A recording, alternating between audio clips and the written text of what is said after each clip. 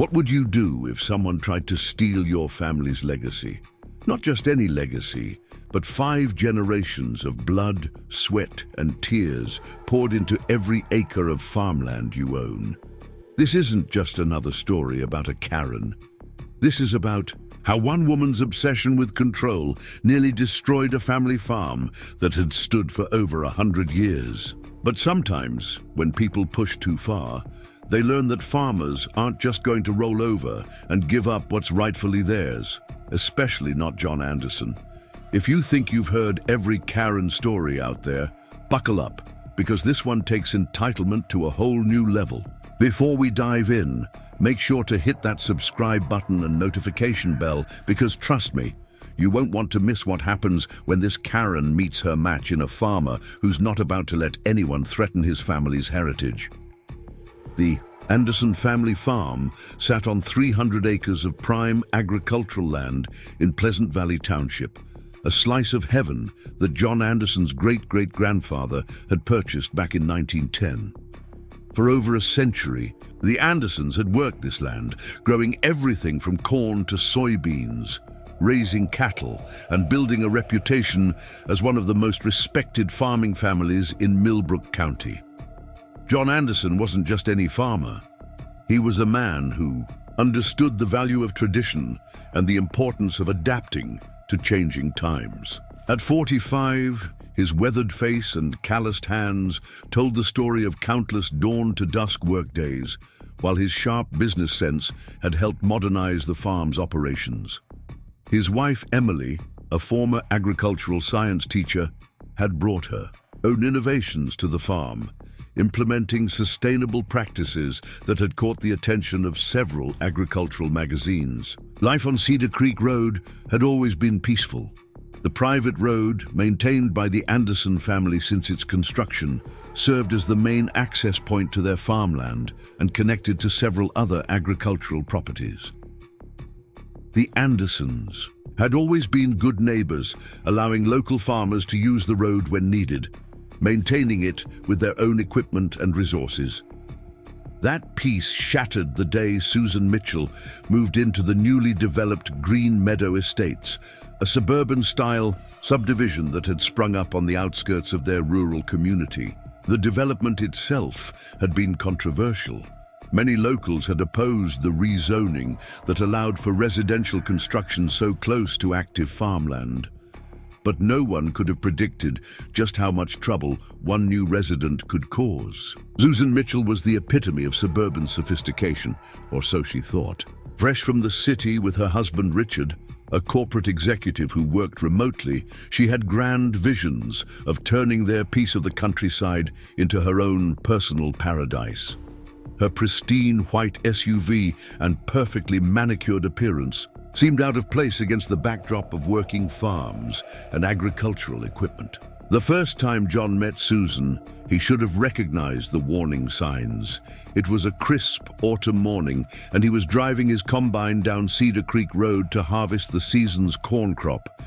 Susan's SUV was parked right in the middle of the road, and she was standing there with her arms crossed, designer sunglasses perched on her nose. "Excuse me," she called out, her voice carrying that particular tone that made John's stomach clench. "But this road is absolutely filthy. There's dust everywhere, and it's coating my car. Someone needs to pave it immediately." John killed the combine's engine and climbed down, trying to maintain his usual friendly demeanor. "Ma'am, this is a private farm road. We maintain it for agricultural use. Dust is just part of living in farming country." Susan's perfectly plucked eyebrows arched above her sunglasses. "Private? Then why is everyone using it? I've seen at least 3 other trucks come through here this morning. This is clearly a public road, and it needs to be properly maintained." "Those are other farmers, ma'am. We have agreements with them. We've managed this road for over 100 years." "Well, things change," Susan cut him off, her voice sharp. "I've already contacted the township about this. If you won't pave it, they will. We pay taxes, you know." That was the moment John should have realized this wasn't just another city person adjusting to country life. This was someone who wouldn't Stop until she got her way. Someone who saw the world as something to be shaped to her preferences, regardless of history, property rights, or common sense. But John, raised to believe in giving people the benefit of the doubt, simply nodded politely and explained that she should check her property documents carefully. Cedar Creek Road was clearly marked as a private agricultural access road, and the township had no jurisdiction over it. As he watched Susan drive away in a cloud of the dust she so despised, John couldn't shake the feeling that this was just the beginning. He had no idea how right he was, or that within months this woman's crusade would escalate from complaints about dust to something far more dangerous. Emily noticed his troubled expression when he returned home that evening. They sat at their kitchen table, the same table where 4 generations of Andersons had shared meals and made decisions about the farm's future. The warm light from the overhead fixture cast a gentle glow as John recounted his encounter. "Maybe we should talk to Bob Cooper," Emily suggested, referring to their neighbor who worked as a real estate attorney. "Get all our documentation in order just in case." John nodded, but he was distracted by movement outside their window. A white SUV was driving slowly past their house, its driver clearly visible in the fading light. Susan Mitchell was surveying their property, her face set in an expression of determination that made John's chest tighten with anxiety. "I've got a bad feeling about this, Em," he said quietly. "That woman. She's not just going to let this go." Emily reached across the table and squeezed his hand. "Then we'll handle it together, like we handle everything else." Neither of them could have imagined that within weeks, their century-old farm would become the battleground for a conflict that would draw in the entire community, test the limits of law enforcement, and ultimately lead to one of the most shocking confrontations their quiet farming community had ever witnessed. The autumn chill settled over Pleasant Valley Township as John Anderson pulled his truck onto Cedar Creek Road, heading out for his morning equipment check. The sun hadn't quite broken over the horizon, but something was already wrong. His headlights caught a flash of white, dozens of printed papers stapled to his fence posts, fluttering in the early morning breeze. John's stomach dropped as he parked and grabbed one of the notices. "Public right-of-way, notice of violation," the paper screamed in bold letters. Below was a poorly photocopied township ordinance about road maintenance standards, with certain sections highlighted in aggressive yellow. At the bottom, someone had typed in red, "Compliance required within 30 days or face legal action." These weren't official township notices. John knew that much. He'd been working with local government long enough to recognize authentic documentation. This was Susan Mitchell's handiwork, and it made his blood boil. She'd trespassed on his property in the middle of the night to post these fake notices. As John drove along the road, tearing down the papers one by one, his phone buzzed. It was Bob Cooper, his neighbor and friend. "John, you better get over to the township's Facebook page. That new woman, Mitchell, she started something." Sure enough, Susan had created a group called Citizens for Safe Roads and was already gathering supporters. Her post, filled with carefully staged photos of dust clouds and tire tracks, painted a picture of negligent farmers endangering public safety. She'd even posted videos of school buses using the road, buses that had explicit permission from the Andersons to use their private road as a safer alternative to the main highway during harvest season. Emily was already awake when John returned to the house, her face tight with concern. "Linda from the general store called," she said, pouring him a cup of coffee. "Susan Mitchell was in there this morning, telling everyone who'd listen about how we're endangering children by not maintaining public infrastructure. She's trying to turn the whole town against us." John sat heavily at the kitchen table, the morning's collection of fake notices scattered before him. "We need to talk to Sheriff Wilson," he said finally. "This is harassment, plain and simple." But when they arrived at the sheriff's office, they found Tom Wilson looking uncomfortable. "Look, John," he said, leaning back in his chair, "I understand you're frustrated, but posting notices isn't illegal, even if they're unofficial, and her Facebook group, well, that's free speech. My hands are tied unless she does something that crosses a clear legal line."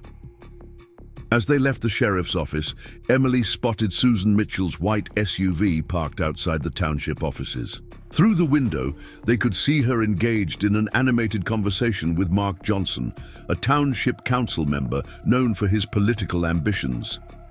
"She's building allies," Emily murmured. "This isn't just about the road anymore. She's trying to change the whole balance of power in the township." That evening, John received an unexpected visit from David Thompson, another local farmer whose property connected to Cedar Creek Road. David's usually cheerful face was drawn with worry.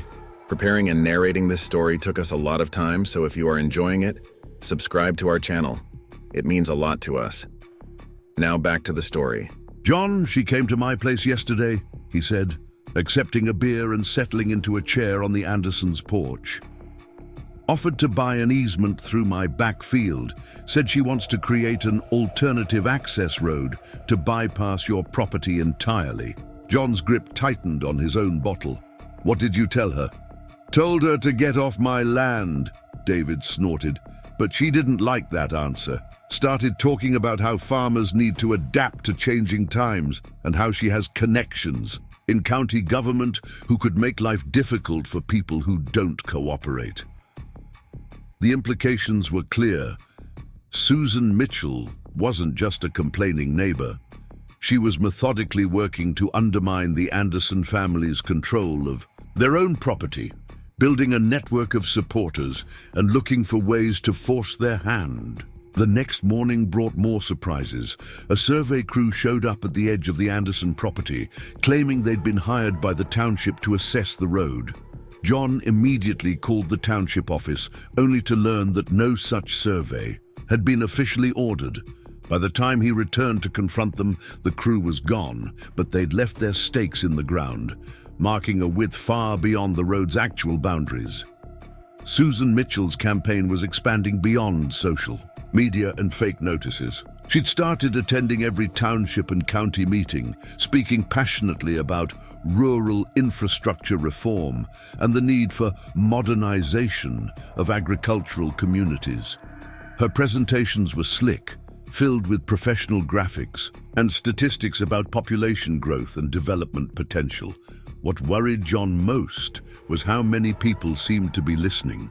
The township's newer residents, mostly city transplants like Susan, nodded along with her talks about progress and community standards. They didn't understand or care about the generations of history tied to these farms, the careful balance that had been maintained between agricultural needs and residential development. Emily spent hours documenting everything: the fake notices, the unauthorized survey, the social media posts. She started carrying her phone everywhere, recording every interaction with Susan Mitchell or her growing group of supporters. "We need to be ready," she told John. "Whatever she's planning, it's bigger than just getting the road paved." She was right. One morning, John went to start his tractor and found it wouldn't turn over. A quick check revealed sugar in the fuel tank, easily $15,000 in damage.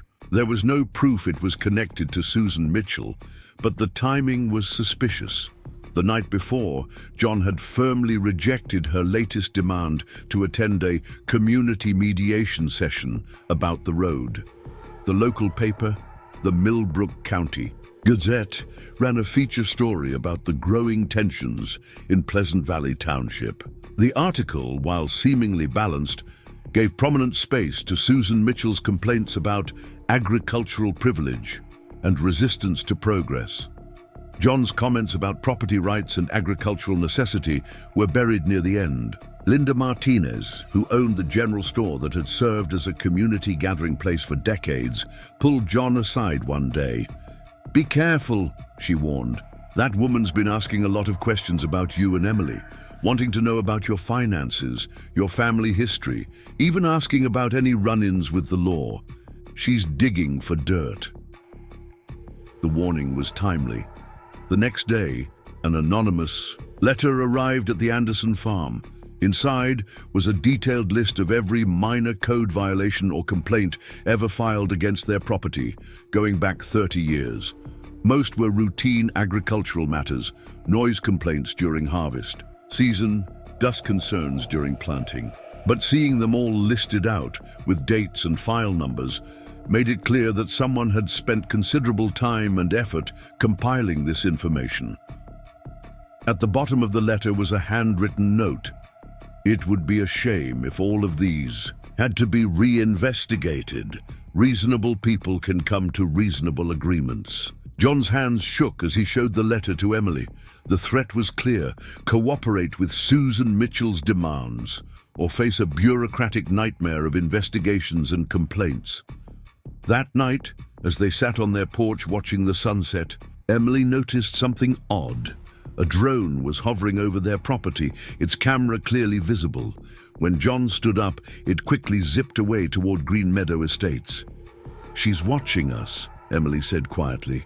"Gathering evidence, building her case, whatever she wants to call it. She's not going to stop." John nodded slowly, his jaw set. "Then we better be ready for whatever comes next. Because I'm not giving up this road or this farm. Not to her, not to anyone." They didn't have to wait long to see Susan Mitchell's next move. The following morning, a large group of cars parked along the highway near Cedar Creek Road. Susan had organized a community safety walk, dozens of people carrying signs about road safety and rural development. They marched down the private road, cameras rolling, deliberately blocking farm equipment from passing. John watched from his fields as the protesters walked past, their signs bobbing in the morning sun. Susan Mitchell led them, megaphone in hand, looking every bit the community activist she was trying to portray herself as. But John could see the satisfied smirk on her face when she caught his eye. This was all for show, a carefully orchestrated performance meant to push him one step closer to giving in. As the day wore on, more cars arrived. People parked along the road, walking up and down with cameras, documenting every crack in the gravel, every pile of dust, every tire track. Susan Mitchell had turned their private road into a spectacle, and there seemed to be nothing they could legally do about it. The sheriff's deputy, who finally responded to John's call, could only shrug helplessly. "As long as they keep moving and don't block traffic completely, it's considered peaceful protest," he explained. "Best thing you can do is document everything and avoid confrontation." But avoiding confrontation became increasingly difficult. Every time John needed to move equipment, he found his path blocked by concerned citizens who just happened to be taking pictures or measuring the road's width. Every delivery truck that tried to reach the farm was surrounded by people taking videos and asking aggressive questions about road safety. The tension was building, and John could feel it approaching a breaking point. Susan Mitchell had managed to transform a simple property dispute into a community crisis, and she was just getting started.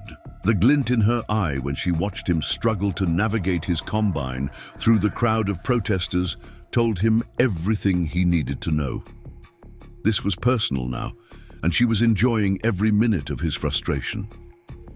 That evening, as John and Emily sat at their kitchen table, reviewing the day's events with Bob Cooper, their attorney friend, a new notification popped up on Emily's phone. Susan Mitchell had just posted a live video from Cedar Creek Road. She stood in the gathering dusk, her face lit by her phone screen as she made an announcement that made John's blood run cold. "Tomorrow," she declared to her growing online audience, "we're going to show the Andersons that they can't keep ignoring the community's needs. I've arranged for a county road crew to come out and begin proper maintenance work. If the Andersons won't maintain this public road properly, we'll do it for them." Bob Cooper's face went pale. "She can't do that. That's not just trespassing. That's destruction of private property. She has no authority to bring in road crews." "But will they know that?" Emily asked quietly. How many of those workers will question it if she has paperwork that looks official enough? John stood up, his decision made. "I'll sleep in the truck tonight," he said. "Park it right across the road. They want to play games with my property?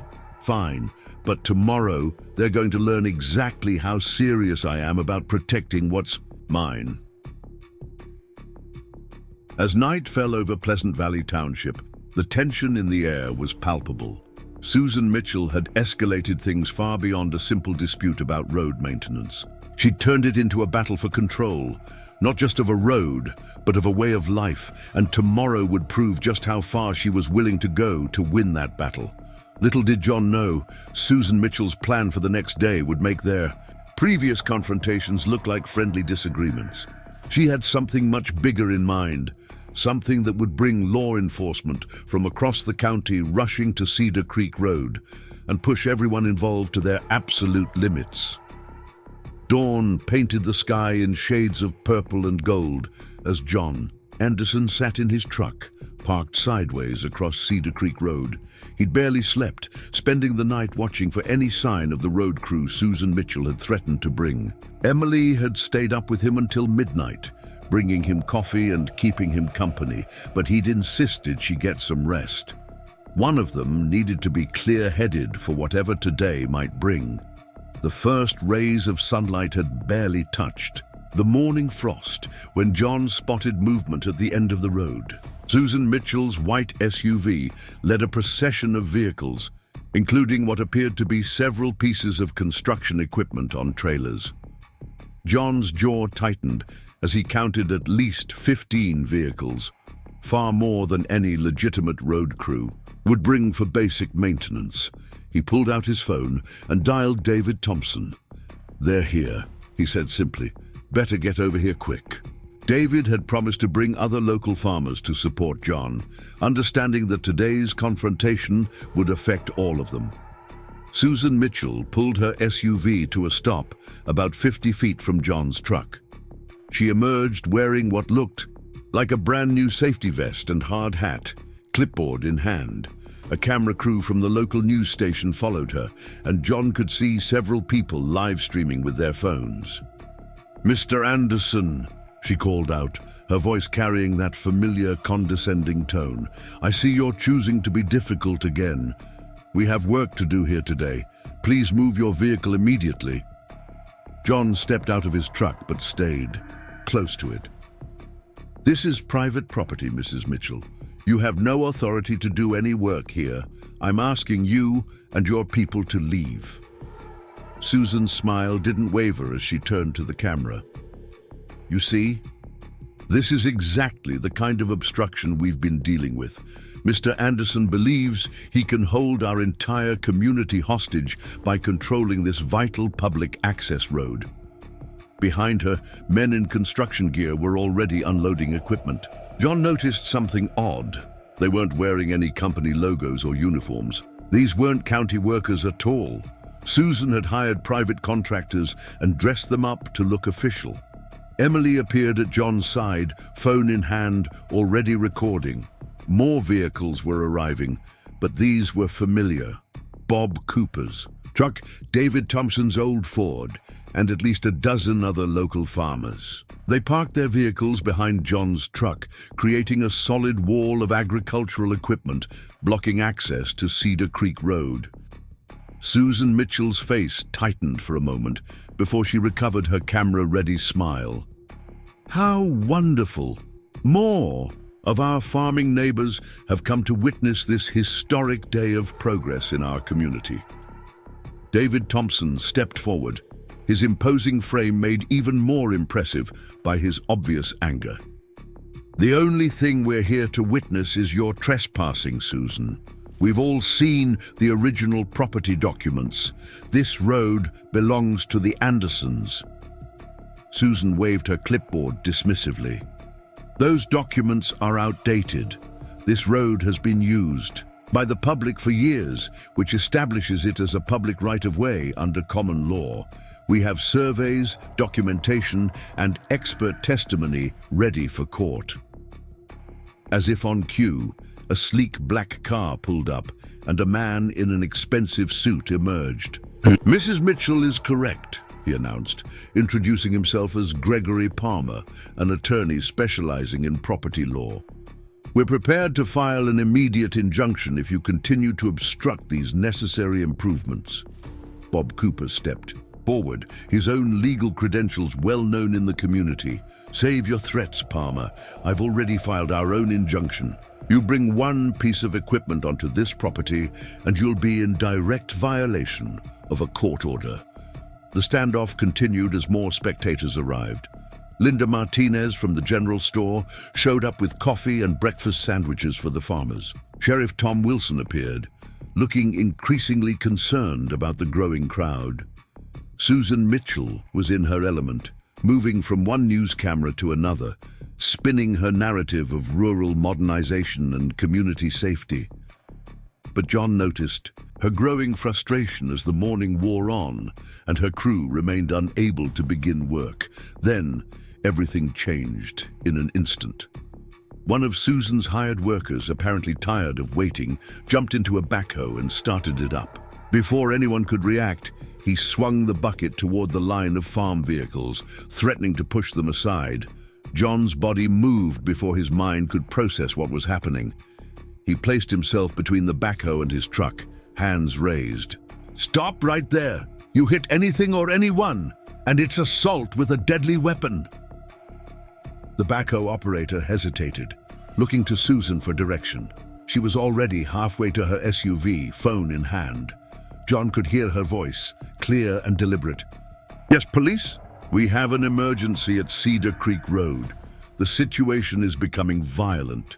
We need immediate assistance." Sheriff Wilson moved quickly to the backhoe operator. "Turn that equipment off now, son. Nobody's getting hurt here today." But the damage was done. Susan Mitchell had just escalated a property dispute into a potential criminal situation. Within minutes, sirens filled the air. 3 police cruisers came screaming down the highway, followed by a tactical response vehicle. Susan Mitchell's face showed the briefest flash of satisfaction before she composed herself into an expression of fear and concern for the cameras.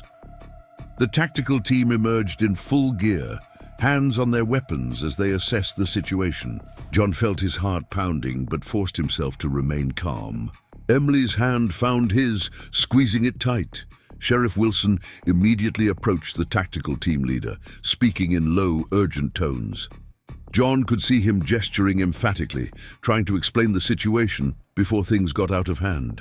Susan Mitchell seized her opportunity, rushing to the officers with tears in her eyes. "Thank goodness you're here.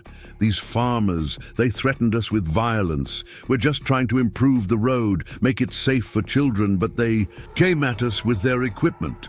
Bob Cooper stepped forward, legal documents in hand. "Officers, I'm an attorney. I can show you the property records right now. These people are attempting to illegally seize and modify private property. We have a court order protecting this land." The tension in the air was thick enough to cut with a knife as the tactical team leader reviewed the documents. Susan Mitchell kept trying to interrupt, her voice rising with barely controlled anger as she realized she was losing control of the situation. "This is ridiculous," she finally exploded. "Do you know who my husband is? He's personal friends with the governor. We'll have all your badges for this." Her mask had finally slipped. The tactical team leader looked at her with new understanding, then turned to Sheriff Wilson. "Tom, you want to handle this from here? Seems like a civil matter to me." Susan Mitchell's face turned an alarming shade of red. "Civil matter? They threatened us with violence. They're obstructing progress. They're domestic terrorists." A sudden hush fell over the crowd. Even Susan's supporters looked uncomfortable now. Throwing around terms like domestic terrorist wasn't going to win her any sympathy in farming country. Sheriff Wilson stepped forward, his voice firm. "Mrs. Mitchell, making false reports to law enforcement is a serious offense. You called in a violent situation requiring tactical response. But what I see is a property dispute that belongs in civil court. I strongly suggest you and your crew pack up and leave before we have to discuss criminal charges." Susan Mitchell stood frozen for a moment, her carefully constructed plan crumbling around her. Then she turned to her attorney. "Palmer, do something!" The lawyer cleared his throat uncomfortably. "Mrs. Mitchell, I think we should regroup and pursue this through proper legal channels. Sheriff Wilson is correct. We're at risk of criminal liability if we proceed today." The construction crew was already packing up, wanting nothing to do with the situation now that law enforcement was involved. Susan's supporters began drifting away, no longer quite so confident in their leader's judgment. But Susan Mitchell wasn't finished. As she got into her SUV, she turned to John with a look of pure hatred. "This isn't over, Anderson. You have no idea what you're dealing with. By the time I'm done with you, you'll wish you'd never heard of Cedar Creek Road." John watched her drive away, her tires spitting gravel. The tactical team departed, followed by most of the police cruisers. Sheriff Wilson stayed behind to take statements and document the incident. As the crowd dispersed, David Thompson approached John. "You know she's right about one thing. This isn't over. That woman's not going to stop until she either wins or destroys herself trying." Emily nodded, still recording everything on her phone. "At least now we have proof of how far she's willing to go. Calling in a tactical team with false claims of violence, that's going to look real good in court." John wasn't so sure. Susan Mitchell had just proven that she had resources and connections they hadn't anticipated. The construction crew, the attorney, the news cameras, none of that had been cheap, and now she was angry, humiliated, and more determined than ever to win. Bob Cooper joined them, his legal mind already working. "We need to file for a permanent injunction first thing tomorrow. And John, you might want to think about getting some security cameras installed. Something tells me Mrs. Mitchell isn't going to limit herself to legal channels anymore."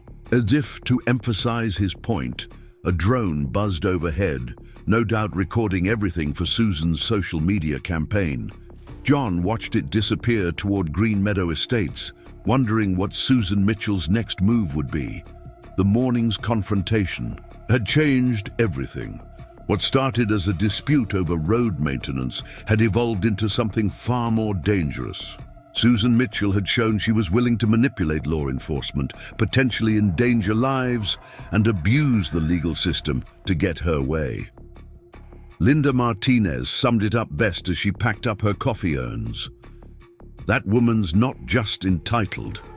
She's dangerous, and the scariest part, she actually believes she's right. People like that, they don't stop, they don't learn, they just keep pushing until something breaks."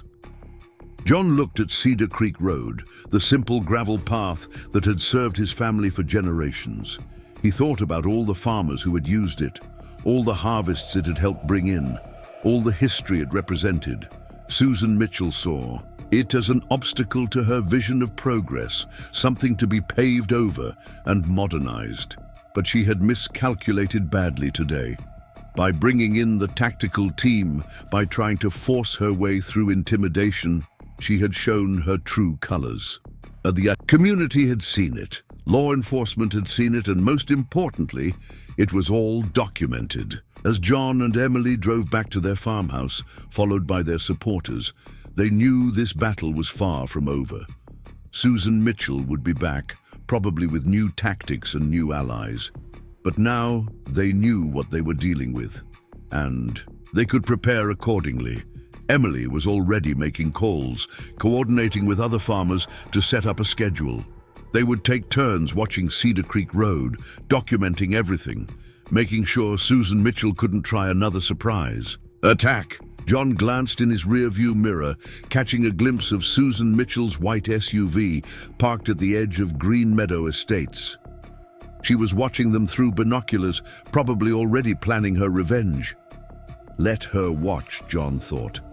Let her plan, because now everyone knew exactly what kind of person Susan Mitchell really was. And her next move would have to be something truly spectacular to recover from today's disaster.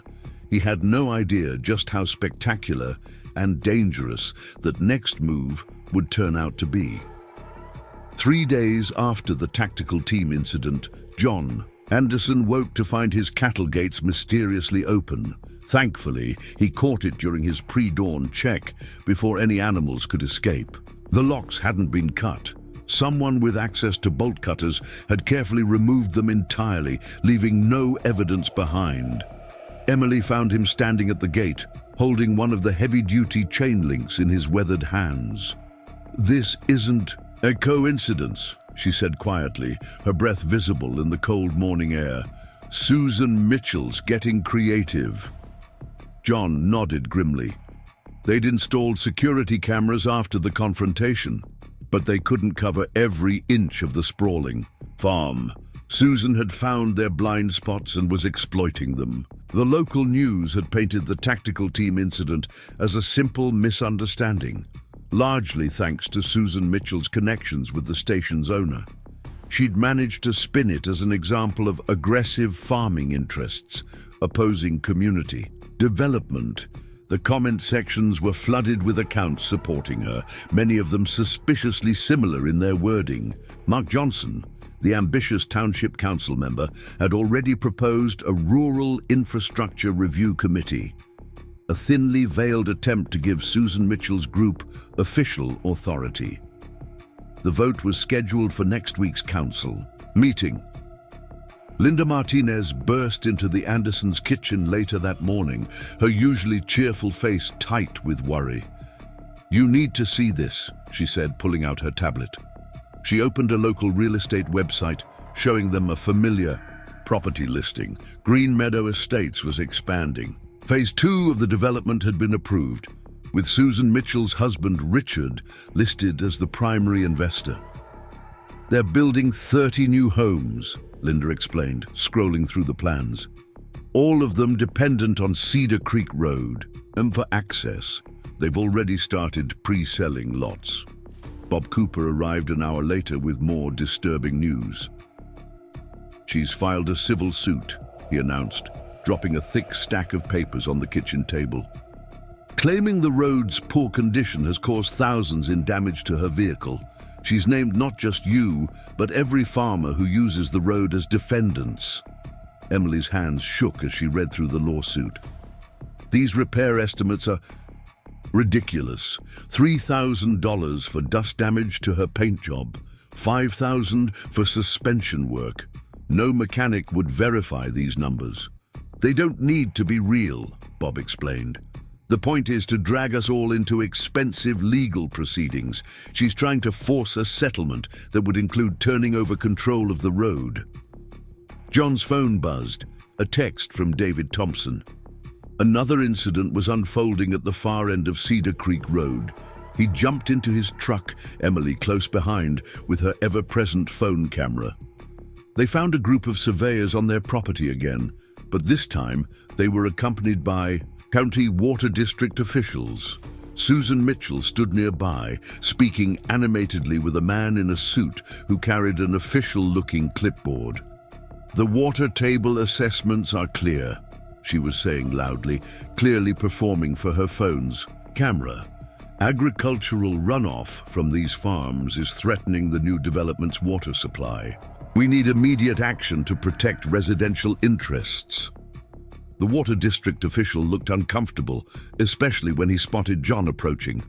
"Mr. Anderson," he began apologetically, "we're conducting a routine assessment." "Nothing routine about it," John cut him off. "This is private property. Where's your warrant?" Susan Mitchell stepped forward, her voice sickly sweet. "Oh, John, you don't understand. The Water District has jurisdiction over all aquifers. Your property rights don't trump public health concerns." Emily was already on the phone with Bob Cooper, but Susan's smirk suggested she'd done her homework. The Water District did have broad authority to conduct tests, even on private land. She'd found another way to legally intrude on their property. The pattern was becoming clear.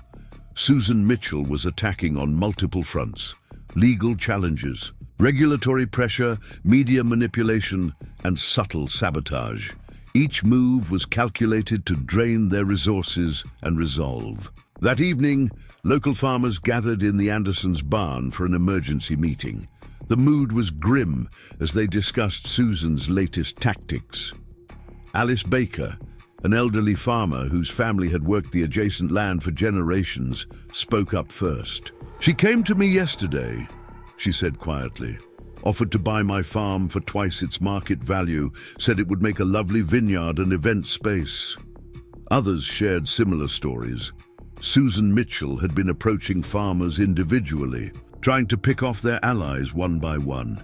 She'd even started a farm legacy fund, supposedly to help aging farmers transition their land to sustainable community use. David Thompson stood up, his face red with anger. "She's trying to destroy our way of life, plain and simple. This isn't about a road anymore. She wants to turn all our farms into suburban developments." As if to emphasize his point, the distant sound of construction equipment echoed from Green Meadow Estates. Phase 2 was already breaking ground, even though the water district hadn't completed its assessment. John's phone lit up with notifications. Susan Mitchell was live streaming again, this time from her perfectly manicured backyard. She'd set up a podium and backdrop, making it look like an official press conference. "Today marks a sad milestone," she announced to her viewers. "We've confirmed that local agricultural practices have contaminated residential groundwater with dangerous levels of nitrates. This is exactly why we need proper oversight of farming operations. The water district hadn't even completed their tests, let alone released any results. But Susan Mitchell was already controlling the narrative, building public pressure for more regulations and restrictions on farming activities." Emily squeezed John's hand as they watched the stream. "She's not just fighting us anymore," she whispered. "She's trying to change the entire township's laws to suit her vision." Later that night, after their neighbors had gone home, John and Emily sat on their porch watching suspicious cars drive slowly past their property. Susan Mitchell's supporters had taken to monitoring farm activities at all hours, always careful to stay on public roads while filming. "We need to do something big," Emily said finally. "Something that exposes what she's really doing before she changes all the township regulations." John nodded slowly. He'd been thinking the same thing. Fighting Susan Mitchell's individual attacks was draining their energy and resources. They needed to change the game. A plan started forming in his mind. If Susan Mitchell wanted to use the media, maybe it was time they did the same. But they'd need help and evidence of everything she'd been doing behind the scenes. The next morning brought new challenges. The Andersons' mail included a thick envelope from the township's zoning board. Susan Mitchell had filed a formal complaint about their grain silos, claiming they violated height restrictions and demanding their removal. The silos had been there for 50 years, long before any zoning laws existed. But fighting the complaint would require lawyers, paperwork, and time they couldn't spare. As John read through the complaint, his security camera alert chimed. A drone was hovering over their property again, this time focusing on the silos in question. The harassment never seemed to end. Emily spent the morning going through their records, documenting every incident involving Susan Mitchell. The pattern was staggering when laid out chronologically. Each move calculated to cause maximum disruption while staying just within legal bounds. Bob Cooper arrived around noon with more paperwork. The civil suit had been amended to include claims about environmental damage. Susan Mitchell was now demanding an independent environmental impact study of all farming operations along Cedar Creek Road. "She's trying to drown us in regulatory requirements," Bob explained, running his hands through his thinning hair. "Each study costs thousands of dollars, and she's pushing for them to be conducted by approved firms, probably ones she has connections with." John's phone buzzed again. David Thompson had sent a video of Susan Mitchell at the feed store, loudly discussing the dangers of traditional farming practices with anyone who would listen. She'd brought along a supposed environmental expert who kept mentioning cancer clusters and contaminated groundwater. The allegations were baseless, but fear was a powerful motivator.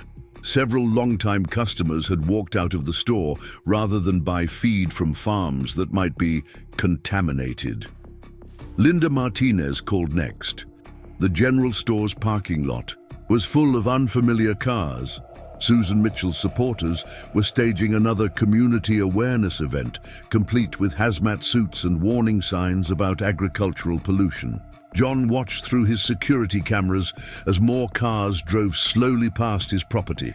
Some stopped to take pictures or videos, their occupants not even trying to hide their phones. The constant surveillance was taking its toll.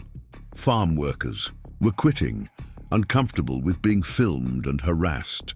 Deliveries were being delayed as drivers tried to avoid confrontations with Susan Mitchell's increasingly aggressive supporters. Emily found John in the barn, methodically cleaning equipment that already gleamed. It was something he did when he needed to think, the repetitive motion helping to clear his mind. "I talked to Jennifer," she said, referring to her sister who worked in media relations. "She thinks we might have enough for a different kind of story, not about the road or the development, but about systematic harassment of farming communities by wealthy developers." John's hand stilled on the tractors. "Good.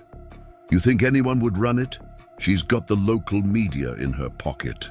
"Jennifer has contacts at bigger outlets," Emily explained. "State and national news. They love stories about small towns and corrupt officials, especially with all the documentation we've been gathering." Before John could respond, his phone erupted with notifications. Something was happening at the township offices. Susan Mitchell had called another emergency press conference. They rushed to their truck, knowing whatever she was planning wouldn't be good for the farming community. As they drove, more notifications poured in. Something about new environmental regulations, emergency powers, and immediate action to protect public health. Susan Mitchell had found another angle of attack, and this one might be her most devastating yet. She wasn't just trying to take their road anymore. She was attempting to seize control of how every farm in Pleasant Valley Township operated. The township office parking lot was packed when they arrived. News vans lined the street, their satellite dishes reaching toward the sky like mechanical trees. Susan Mitchell stood at a podium, her face a mask of concern as she detailed the urgent environmental crisis threatening the community. But this time, something was different. This time, they were ready. Because while Susan Mitchell had been building her case against the farmers, Emily had been building a case of her own. And what she'd discovered about Susan Mitchell's past dealings with other communities was about to change everything. The question was, could they get the truth out before Susan Mitchell's latest scheme destroyed everything they'd spent generations building? The next few hours would determine not just the fate of Cedar Creek Road, but the future of farming in Pleasant Valley Township. The township office buzzed with tension as Susan Mitchell continued her press conference. Her perfectly manicured nails gripped the podium while she detailed alleged environmental violations that threatened Green Meadow Estates. But Emily Anderson sat quietly in the back row, her tablet open to a carefully organized folder labeled Mitchell Investigation. Jennifer's media contacts had delivered more than anyone expected. Susan Mitchell had a history, a long one. 3 other communities across the state had faced similar situations. Small towns where she and her husband had bought property, started developments, and systematically forced out agricultural operations through carefully orchestrated campaigns. Of harassment and regulatory manipulation, Emily's finger hovered over the send button. One click would deliver their findings to every major news outlet in the state. But timing was crucial. They needed Susan Mitchell to incriminate herself first. And so, Susan continued, her voice trembling with manufactured emotion. "I am calling for an emergency township ordinance requiring all agricultural operations within 5 miles of residential developments to undergo immediate environmental impact assessments. Any farm failing to comply within 30 days will be subject to immediate cease and desist orders." Mark Johnson, the township council member, stepped forward right on cue. "I move to adopt this emergency measure immediately, bypassing the normal public comment period due to the urgent nature of these environmental concerns." That was the moment Emily had been waiting for. She pressed send. Within seconds, phones throughout the room began buzzing. Reporters who moments ago had been dutifully recording Susan's speech were now staring at their screens, their expressions shifting from boredom to intense interest. A young reporter from the state capitol stood up. "Mrs. Mitchell, could you comment on the situation in Riverside County 3 years ago? Specifically, the class action lawsuit filed by farmers there, alleging a pattern of coordinated harassment and fraudulent environmental claims." Susan's perfectly composed facade cracked for just an instant. "I'm not familiar with that situation. We're here to discuss the urgent environmental crisis in Pleasant Valley Township." Another reporter jumped in. "What about the Cedar Grove incident in 2021? The court records show you and your husband paid a substantial settlement after being accused of fabricating water quality data to force farm closures." The color drained from Susan's face. She looked to her attorney, Gregory Palmer, who was already gathering his papers and backing toward the door. Mark Johnson, suddenly realizing he was on dangerous ground, tried to backtrack. "Perhaps we should table this discussion until we can review all the relevant information." But the reporters weren't finished. They'd scented blood in the water, and years of journalism experience told them they had stumbled onto something big. The story wasn't about farm pollution anymore. It was about systematic abuse of environmental regulations by wealthy developers to seize land. "Mrs. Mitchell, is it true that your husband's development company has already pre-sold lots on land currently occupied by farms you're trying to shut down? Can you explain why all the environmental testing firms you've recommended are owned by former business partners of your husband? Were you aware that falsifying environmental data to influence property values is a federal offense?" Susan Mitchell's carefully constructed world was unraveling in real time. The cameras she'd invited to document her triumph were now recording her downfall. Her supporters in the audience began slipping out quietly, not wanting to be associated with what was quickly becoming a scandal. But Susan Mitchell hadn't come this far by giving up easily. Her eyes narrowed as they locked onto Emily, sitting in the back row. "This is a desperate attempt by failing farmers to protect their outdated way of life," she declared, her voice rising. "These allegations are completely false. My attorney will be filing defamation suits against everyone involved in spreading these malicious lies." Emily stood up slowly, her voice calm but carrying clearly through the room. "Everything in those documents is verified by court records, Mrs. Mitchell.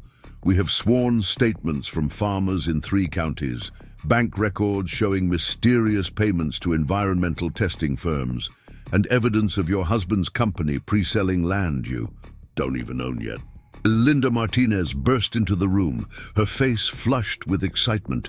"Turn on the news. State environmental protection agents just raided the offices of Mitchell Development Company." The room erupted into chaos. Reporters rushed for their phones and laptops trying to confirm the story. Susan Mitchell's face turned an alarming shade of white as she read something on her own phone. Without another word, she turned and fled the podium, pushing past reporters as she ran for the door.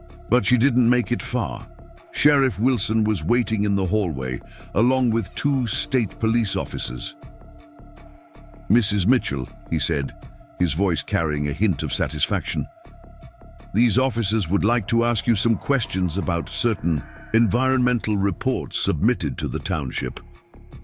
The next few hours passed in a blur of activity.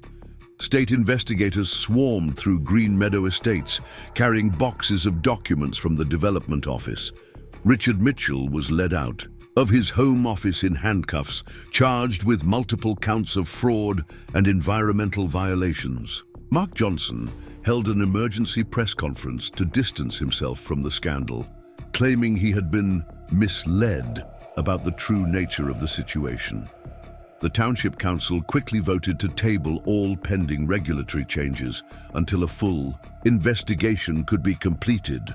But for John Anderson, watching it all unfold from his farmhouse kitchen, the most satisfying moment came when Bob Cooper arrived with news from the county clerk's office. All construction permits for Green Meadow Estates Phase 2 had been suspended pending investigation.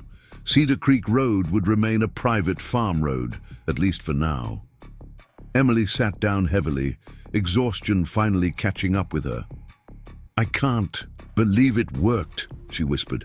"When Jennifer first suggested digging into Susan's past, I thought it was a long shot." Linda Martinez arrived with coffee and fresh gossip. Susan Mitchell's supporters were already turning on her, posting angry comments about being deceived. Several had apparently put down deposits on lots that might never be developed. David Thompson called to report that the Water District had officially withdrawn their testing demands, citing concerns about the credibility of the original complaints. One by one, the regulatory pressures Susan Mitchell had created began to evaporate. But John knew better than to celebrate too early. He stood at his kitchen window, watching the sun set over his fields. "It's not over," he said quietly. "People like Susan Mitchell, they don't go down easily." As if to prove his point, a familiar white SUV came screaming down Cedar Creek Road, ignoring the posted speed limits. Susan Mitchell might be under investigation, but she was still free for now, and she had just lost everything she'd been working toward. Emily saw it too. "She's desperate now," she said, reaching for her phone to record whatever was about to happen. "That makes her more dangerous than ever." They didn't have to wait long to see what Susan Mitchell's desperation would drive her to do. As darkness fell over Pleasant Valley Township, she was already setting in motion a plan that would force every law enforcement agency in the county to converge on Cedar Creek Road. Because Susan Mitchell had decided that if she couldn't have her way through legal means, she would create a situation so explosive that the authorities would have no choice but to seize control of the road. She didn't care anymore about looking like a community advocate or a concerned citizen. Now, she just wanted to destroy everything the Anderson family had built, no matter the cost. The night was about to become very long indeed, and before it was over, Cedar Creek Road would become the scene of a confrontation that would make national headlines, but not for the reasons Susan Mitchell intended.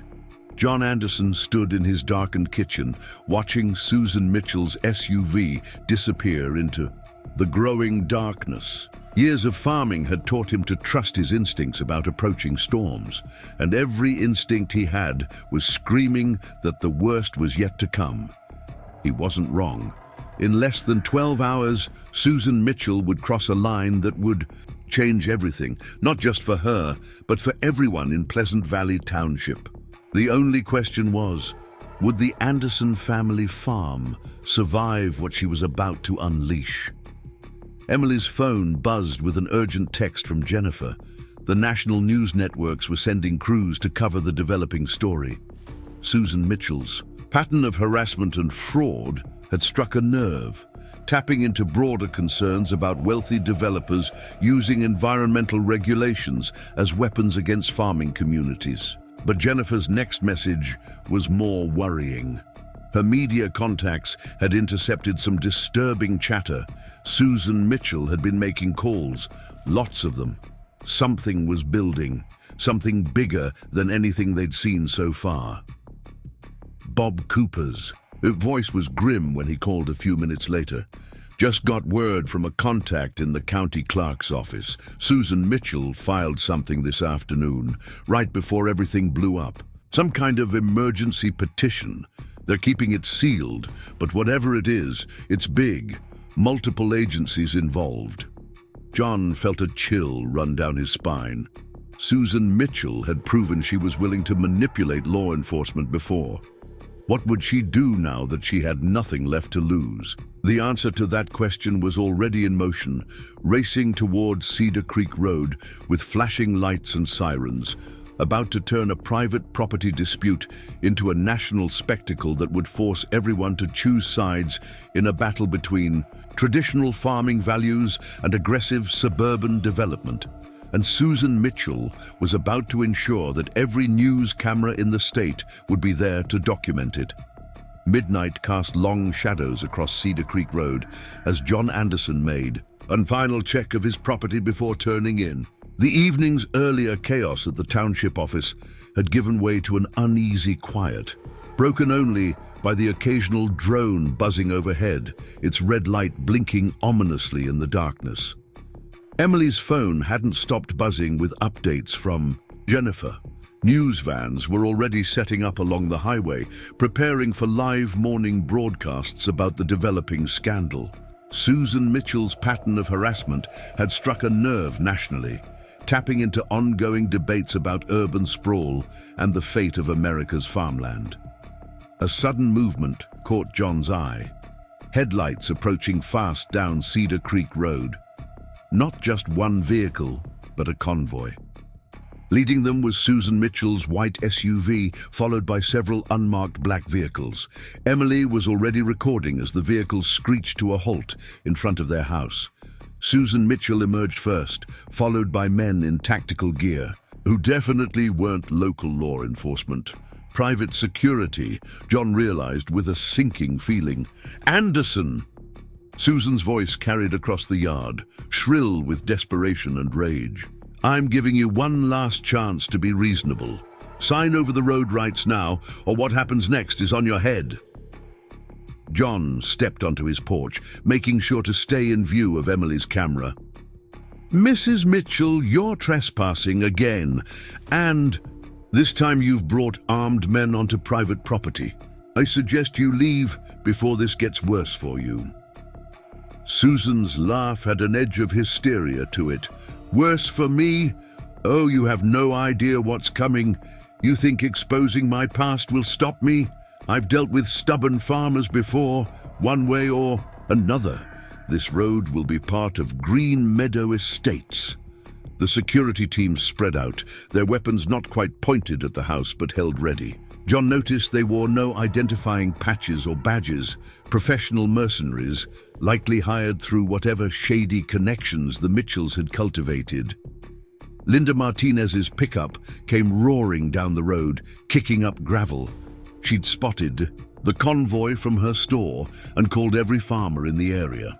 Within minutes, more vehicles arrived. Bob Cooper's truck, David Thompson's old Ford, and at least a dozen others. The security team shifted nervously as they found themselves surrounded by angry farmers.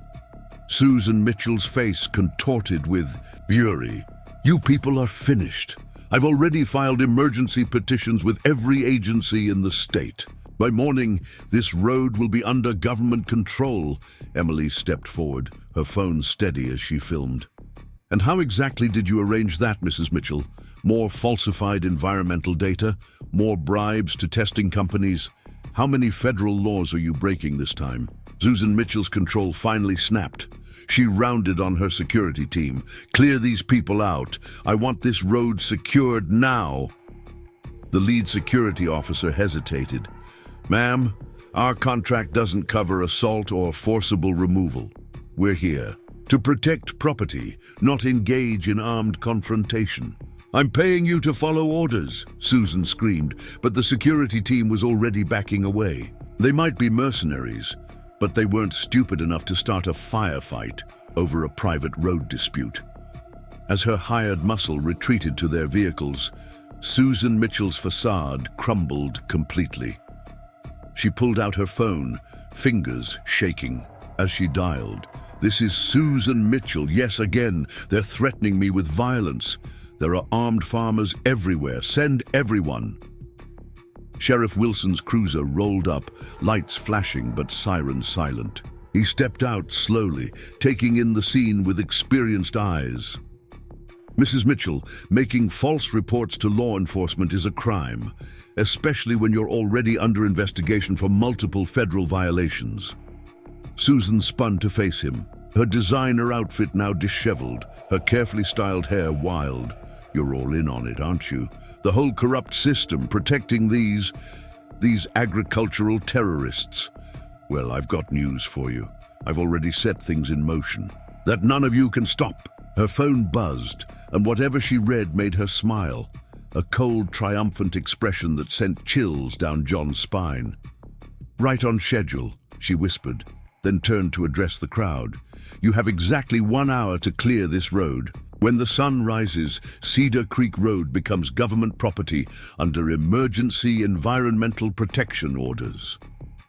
Bob Cooper stepped forward, legal papers in hand. "Whatever you filed, it won't hold up. We have documented evidence of your fraud." "Oh, this is much bigger than environmental regulations," Susan cut him off. "I've reported credible threats of agricultural bioterrorism, secret stockpiles of dangerous chemicals, unauthorized storage of explosive materials. The federal response teams are already mobilizing." The assembled farmers erupted in angry shouts, but John felt ice in his veins. Susan Mitchell had just escalated this beyond anything they'd imagined. By making false terrorism reports, she'd triggered automatic response protocols that would bring in federal agencies. Emily was already on the phone with Jennifer, her voice urgent. "We need to get ahead of this. She's trying to force a federal seizure of the road. If those agencies show up believing there's an imminent threat..." Sheriff Wilson moved quickly to his cruiser, calling in every deputy available. He knew they needed to establish a clear law enforcement presence before federal authorities arrived, or the situation could spiral out of control. Linda Martinez's voice cut through the chaos. "Everyone needs to see this." She held up her tablet, showing a live stream from the state capitol. Richard Mitchell was being led into FBI headquarters in handcuffs. The video caption read, "Developer arrested in multi-state fraud investigation." Susan Mitchell's phone buzzed again. This time, whatever she read drained all color from her face. Her attorney, Gregory Palmer, was speaking to federal investigators, cutting a deal to save himself by providing evidence against the Mitchells. But instead of backing down, Susan Mitchell's expression hardened into something dangerous. "You think this changes anything?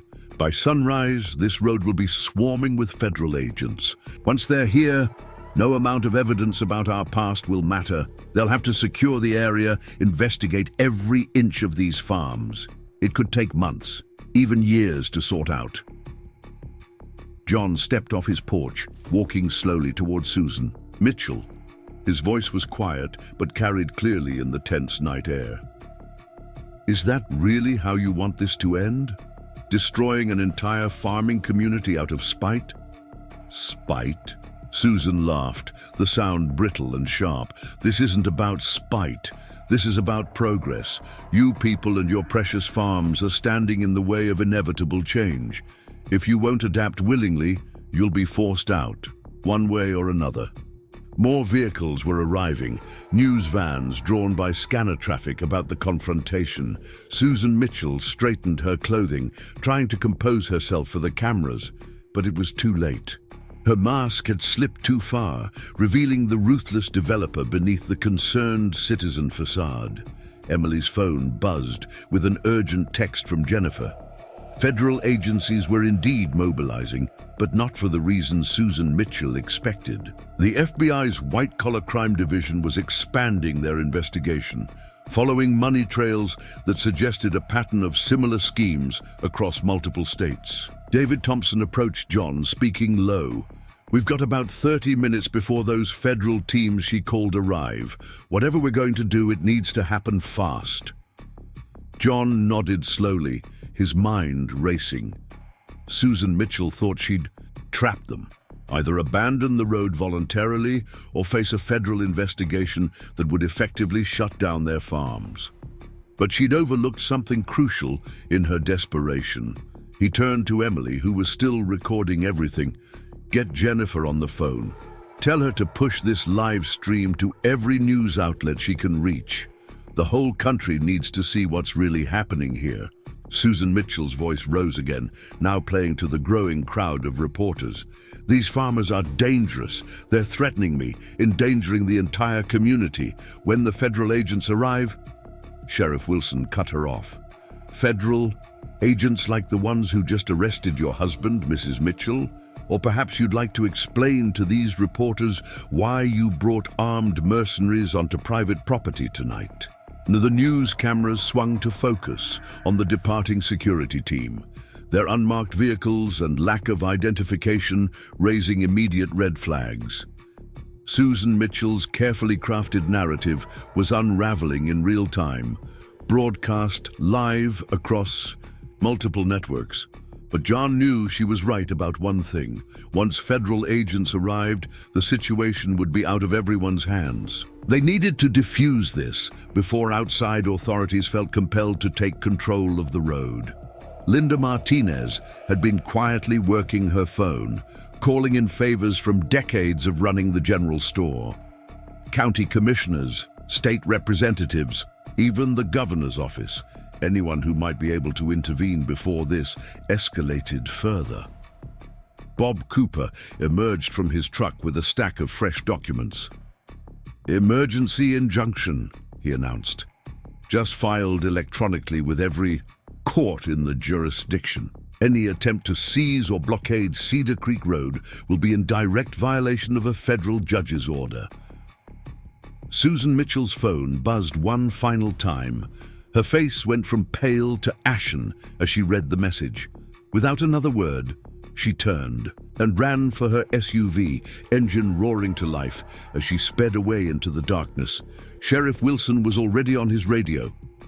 "All units, be advised. Susan Mitchell is leaving the scene in a white SUV, heading east on Cedar Creek Road. She may be attempting to flee jurisdiction."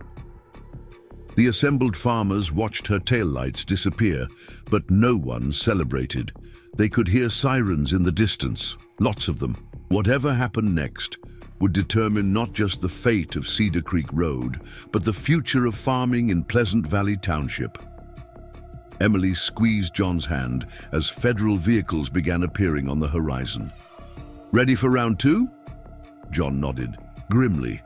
"They can look all they want. We've got nothing to hide. And thanks to Mrs. Mitchell's performance tonight, the whole world is watching." The night was far from over, and Susan Mitchell's desperate gambit was about to backfire in ways none of them could have predicted.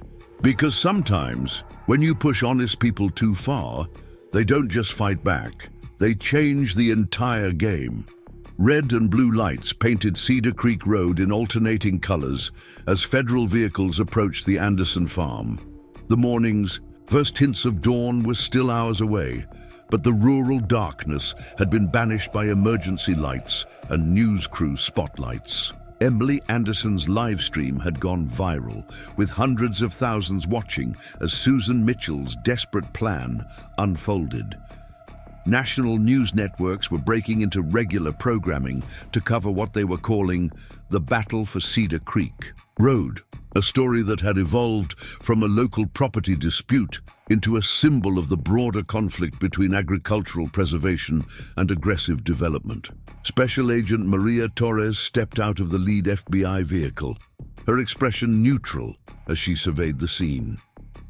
Instead of a tactical team ready to search for bioterrorism threats, she was accompanied by forensic accountants and white-collar crime specialists.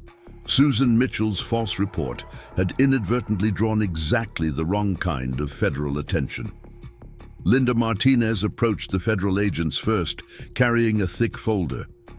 "You might want to see this," she said, handing it to Agent Torres. "We've been documenting everything. The Mitchell Development Company has been running this same scheme in farming communities across 3 states. Agent Torres accepted the folder with raised eyebrows. "We know.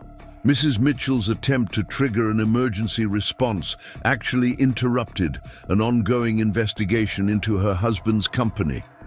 That's what the raids this evening were about." Sheriff Wilson arrived with fresh news that made the assembled crowd gasp. Susan Mitchell's fleeing SUV had been found abandoned at a private airstrip just across the county line.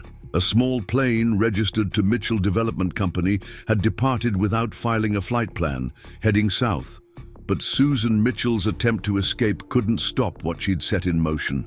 Her desperate final gambit had brought exactly the kind of scrutiny she'd been trying to avoid, just not in the way she'd planned. Bob Cooper was already conferring with federal investigators, sharing evidence of the Mitchells' pattern of harassment and fraud. The story emerging was bigger than anyone had imagined. Green Meadow Estates wasn't just another development. It was part of a sophisticated land grab scheme that had been operating for years. A young FBI forensic accountant let out a low whistle as he reviewed the financial records on his laptop. The shell companies, the fake environmental reports, the pre-sold lots on land they didn't own, it's all connected. They've been using the same playbook in multiple jurisdictions, just changing the names and dates. Mark Johnson, the township council member who had supported Susan Mitchell's initiatives, arrived looking pale and shaken. He'd just received a visit from state police at his home. His bank records showed suspicious deposits coinciding with key votes on zoning changes that benefited Green Meadow Estates. Jennifer's media contacts were having a field day. The story had everything: wealthy developers trying to force out family farms, falsified environmental data, corrupt local officials, and now a dramatic attempt to trigger a federal response based on fabricated terrorism charges. But the biggest revelation came from an unexpected source. Alice Baker, the elderly farmer who'd rejected Susan Mitchell's offer to buy her land, remembered something odd about that meeting. "She left her laptop open while taking a call," Alice told Agent Torres. "I saw something about Phase 3 on the screen. It wasn't just about Green Meadow Estates. They were planning to take over the entire township." Federal agents obtained an emergency warrant to search the Mitchell Development Company offices. What they found confirmed Alice's observation and more. The company's servers contained detailed plans for a massive development project that would have transformed Pleasant Valley Township from agricultural land into a sprawling suburban complex. Emily's phone buzzed with an urgent update from Jennifer. State environmental protection agents had discovered that the water quality tests Susan Mitchell used to justify her emergency petitions weren't just falsified, they were completely fabricated. The testing company existed only on paper, another shell corporation traced back to Richard Mitchell. David Thompson arrived with more neighbors, each bringing their own pieces of the puzzle. Someone remembered seeing Susan Mitchell meeting with unknown men late at night at the abandoned grain elevator. Another had dashcam footage of her security team conducting unauthorized surveillance of local farms. Agent Torres set up a command center in John's barn, walls quickly filling with documents and photos showing the full scope of the Mitchells' operation. Pleasant Valley Township was just the latest target in a years-long scheme that had already destroyed farming communities in other states. As federal agents worked, more news crews arrived. The story had struck a nerve nationally, tapping into growing concerns about the loss of agricultural land to suburban development. Cedar Creek Road had become ground zero in a much larger battle over the future of rural America. John watched it all from his porch, Emily by his side, still recording. The night's events had exposed something far darker than they'd imagined. This wasn't just about an entitled woman trying to force her way. It was about systematic exploitation of environmental laws and regulatory systems to seize land from farming communities. Linda Martinez returned from another supply run to her store, bringing coffee and sandwiches for everyone. The general store had become an impromptu headquarters for reporters and federal agents alike. As she distributed food, she shared what she'd overheard from the FBI's conversations. "They're calling it a RICO case now," she explained quietly. "Organized criminal enterprise. The Mitchells didn't just want the road, they wanted to force every farmer in the township to sell. They've done it before, creating fake environmental crises to drive property values down before swooping in to buy the land cheap." Bob Cooper nodded grimly. The lawsuits, the regulatory complaints, the media manipulation, it was all designed to make farming so difficult and expensive that we'd have no choice but to sell. And once they controlled enough land, they could rewrite the township's zoning laws completely, Emily finished. No more agricultural zones, no more farming, just endless suburban developments. The federal investigation was moving quickly now. Agent Torres's team had already traced millions in suspicious transactions, uncovering a network of shell companies and fraudulent environmental testing firms. The scheme went beyond anything they'd initially suspected. Jennifer's latest update brought news that made everyone pause. Susan Mitchell's flight hadn't just disappeared into the night. It had been tracked to a private airport in the Cayman Islands, where the Mitchells apparently maintained several bank accounts. But she hadn't escaped completely clean. In her desperate rush to flee, Susan Mitchell had left behind something crucial: her personal laptop, still in her abandoned SUV. Federal agents were already extracting its data, uncovering years of emails and documents detailing the entire operation. As dawn approached, the full scope of what they'd uncovered began to sink in. The Mitchells hadn't just targeted Cedar Creek Road.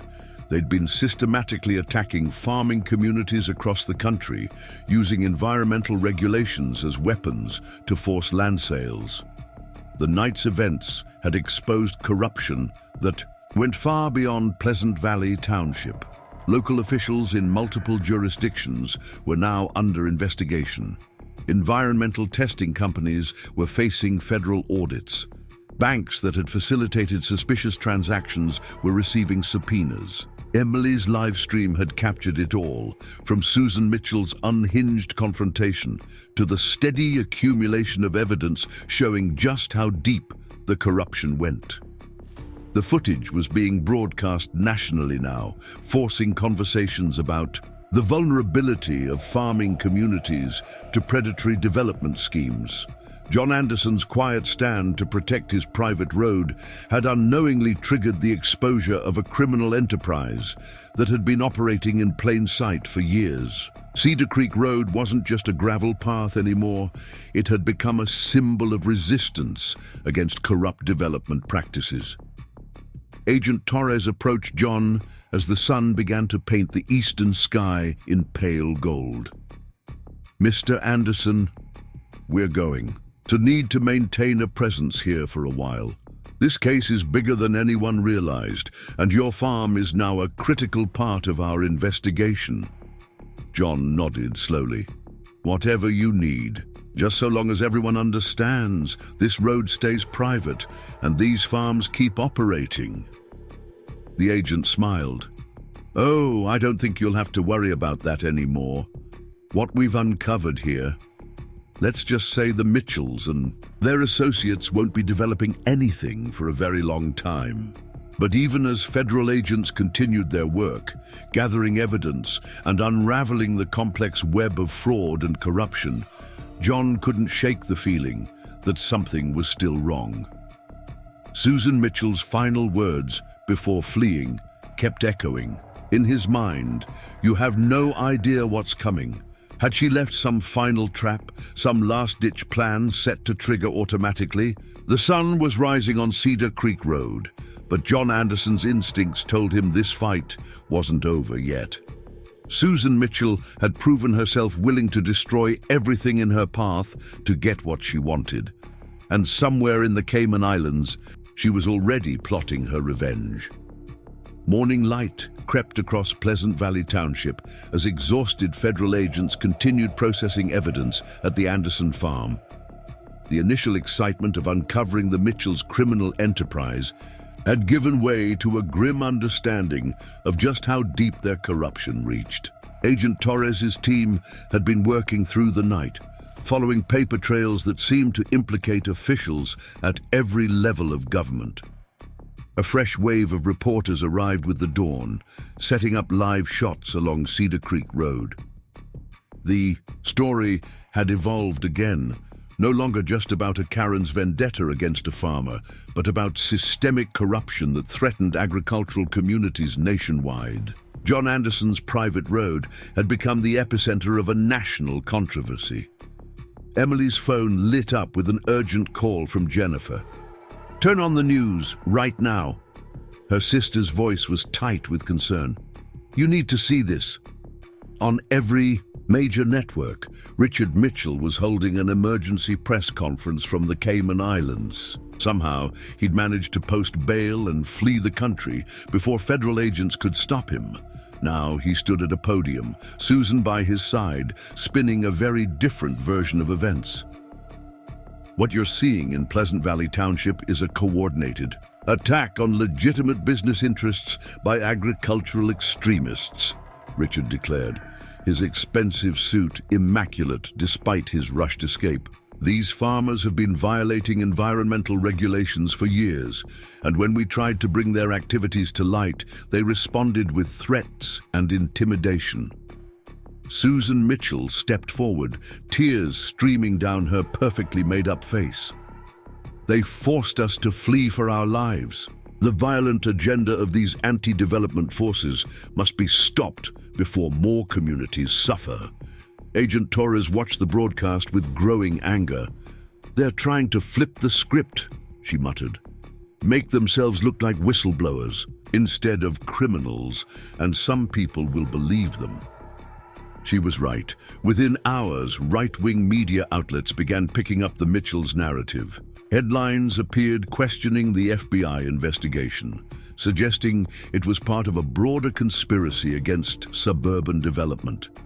Social media filled with posts defending the Mitchells as victims of big agriculture. Bob Cooper arrived with more troubling news. The Mitchells' attorneys have filed emergency motions in federal court, claiming their clients' civil rights were violated.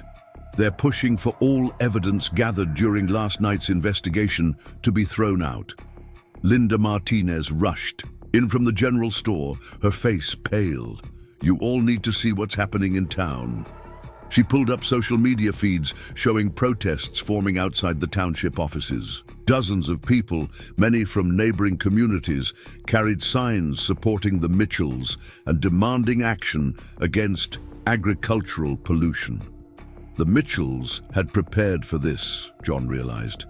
They'd built a network of supporters and sympathizers, people who would believe their version of events no matter what evidence emerged. Now they were activating that network, creating pressure from multiple directions. Mark Johnson, the township council member caught up in the investigation, suddenly recanted his confession. He held his own press conference claiming he'd been coerced by federal agents and frightened farmers into making false statements about bribes and kickbacks. Emily watched it all with growing concern. "They're not just trying to escape prosecution," she said quietly. "They're trying to discredit the entire investigation, make everyone doubt what we've uncovered." Agent Torres received an urgent call from her superiors in Washington. Political pressure was building. Wealthy developers across the country were closing ranks around the Mitchells, claiming the FBI investigation was an attack on property rights and suburban development. David Thompson arrived with screenshots from local Facebook groups. Susan Mitchell's supporters were organizing a Save Our Suburbs rally for that afternoon. They planned to march down Cedar Creek Road, demanding federal seizure of the private road for public safety. John watched from his porch as more protesters began gathering at the edge of his property. They carried professionally printed signs with slogans like "Farms" and "Pollution" and "Progress can't be stopped." News cameras swung to cover them, giving equal time to their claims, despite the mountain of evidence against the Mitchells. Linda Martinez's general store had become a battleground. Mitchell supporters were harassing customers, filming anyone who entered and posting their photos online with accusations of supporting agricultural terrorism. The peaceful farming community was being torn apart. Bob Cooper worked frantically to counter the Mitchells' legal maneuvers, but the sheer volume of motions and challenges was overwhelming. Every piece of evidence was being contested, every warrant questioned, every statement challenged. Agent Torres received another call that made her face darken. "They're pulling me off the case," she announced grimly. "Too much political pressure. They're sending in a new team to review our findings." Emily's livestream followers watched in real time as the momentum began to shift. The clear evidence of criminal conspiracy was being buried under layers of legal challenges, media manipulation, and political interference. The truth was drowning in a flood of manufactured doubt. Jennifer called again, her media contacts sharing disturbing information. Major news networks were receiving pressure from advertisers to balance their coverage of the story. The Mitchells' version of events was being given equal weight to documented evidence. Local farmers gathered in John's barn, watching helplessly as their clear victory turned into a quagmire of competing narratives and legal challenges. The Mitchells might be in the Cayman Islands, but their influence was still being felt in Pleasant Valley Township. Linda Martinez summed up their frustration. "They're not just attacking the evidence anymore, they're attacking the whole idea that farmers have rights, making it sound like we're the ones standing in the way of progress." The protesters outside grew bolder, moving closer to the property line. They filmed constantly, trying to provoke a reaction they could use to support the Mitchells' claims of farmer aggression. Every movement on the Anderson farm was scrutinized and twisted to fit their narrative. Agent Torres made one final copy of all their evidence before her reassignment. "Keep this safe," she told John and Emily. "The truth is in these files, even if they managed to bury the official investigation." As the sun climbed higher, the situation grew more tense. The Mitchells' supporters became increasingly aggressive, their chants and accusations echoing across Cedar Creek Road. They were building toward something, creating an atmosphere of crisis that would demand official intervention. Bob Cooper worked the phones, trying to find allies in the legal system who hadn't been compromised or intimidated by the Mitchells' influence. But with each call, the response became clearer. Powerful forces were aligning to protect the developers and their interests. Emily's phone buzzed with a text from Jennifer. Her media contacts were being told to back off the story, to focus on the controversy rather than the evidence. The Mitchells' narrative was winning in the court of public opinion, drowning out the truth with a flood of manufactured outrage. John Anderson stood at his property line, watching the protesters grow more numerous and aggressive. Cedar Creek Road had become a symbol, but not the one they'd hoped for. Instead of exposing corruption, it was becoming a battleground in a larger cultural war between rural and suburban interests. Linda Martinez received word that Mitchell supporters were organizing boycotts of local businesses that sided with the farmers. The economic pressure was mounting, threatening to tear the community apart even further. Bob Cooper's latest legal filing was rejected on a technicality.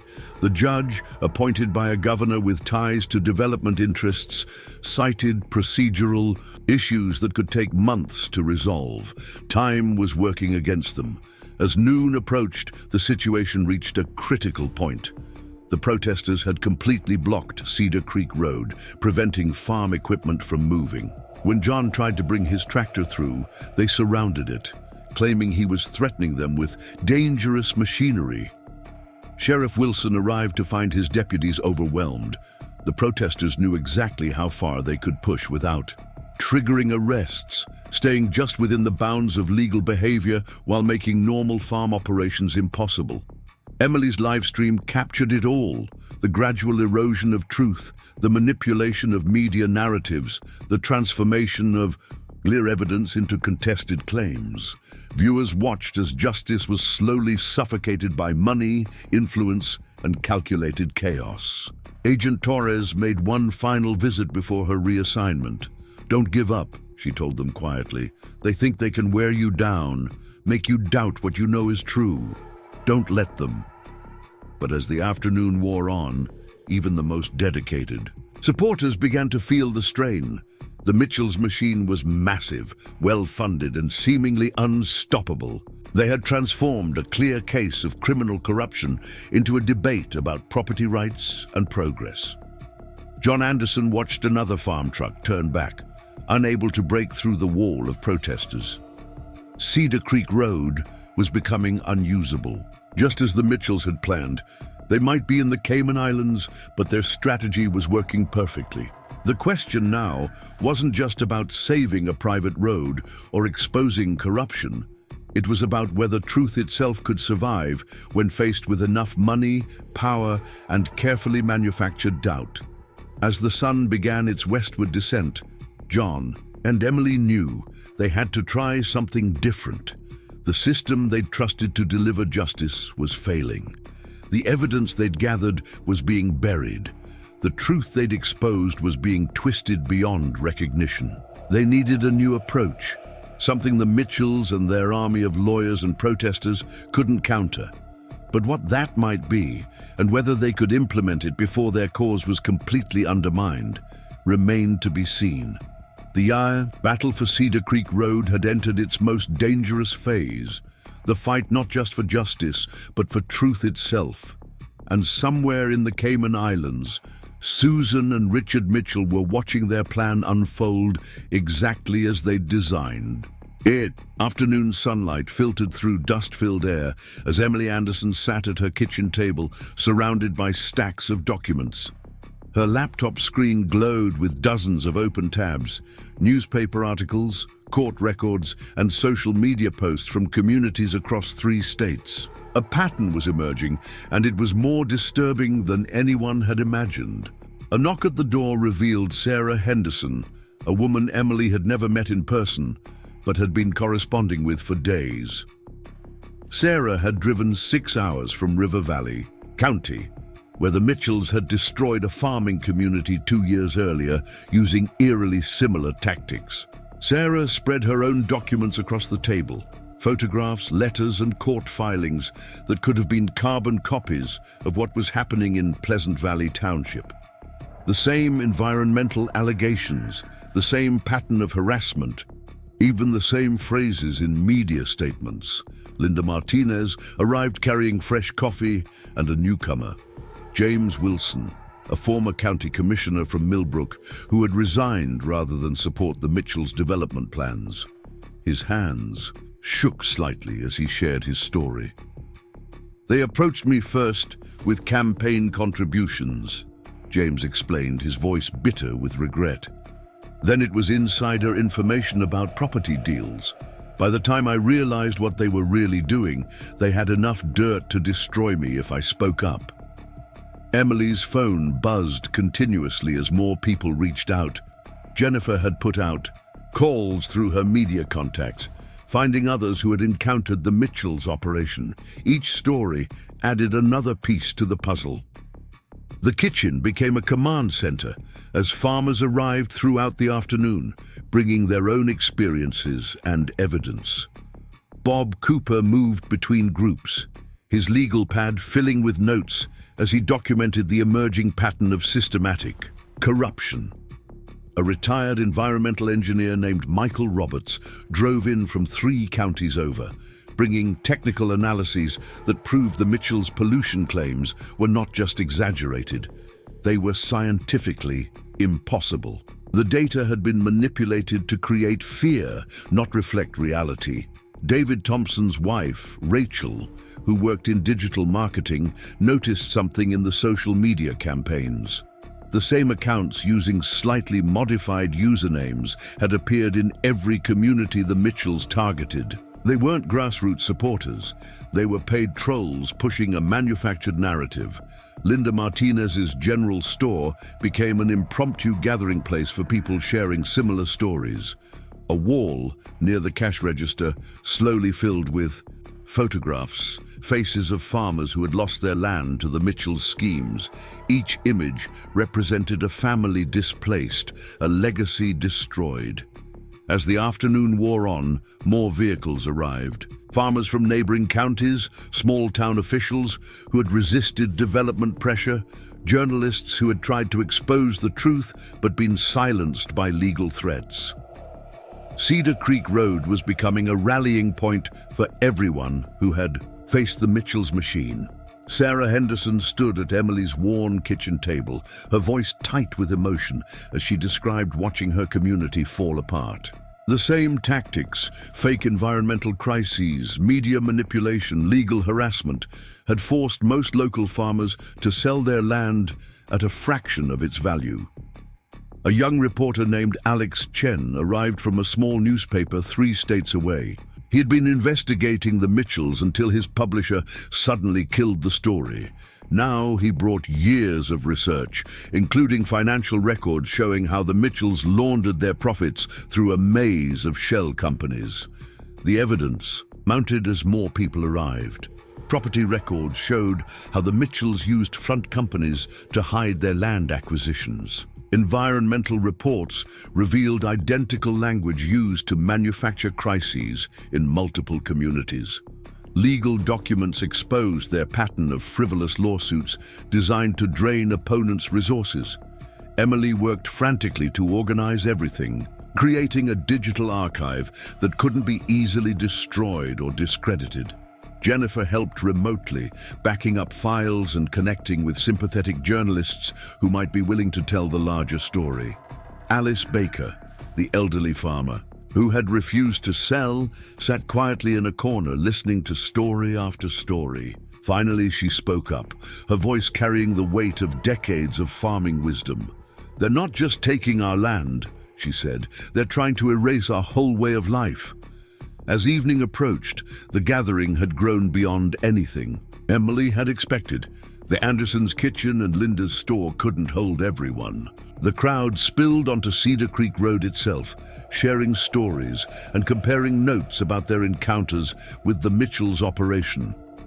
Rachel Thompson worked with younger farmers to create a digital map, plotting every community the Mitchells had targeted. The pattern was clear.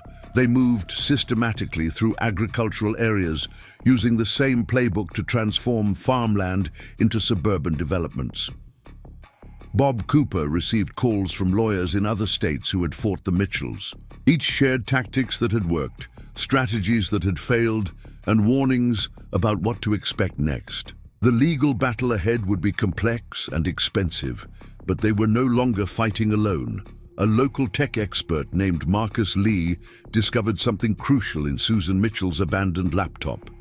Hidden in deleted files were templates for the environmental reports she used to create panic. The same basic document, modified slightly for each community she targeted. Sarah Henderson's hands shook as she recognized names in the files. Farmers from her community who had lost everything to the Mitchells' scheme. Some had taken their own lives, unable to face the loss of farms that had been in their families for generations. The sun began to set over Cedar Creek Road as Emily realized what they had accomplished. In trying to silence one farming community, the Mitchells had inadvertently created a network of resistance.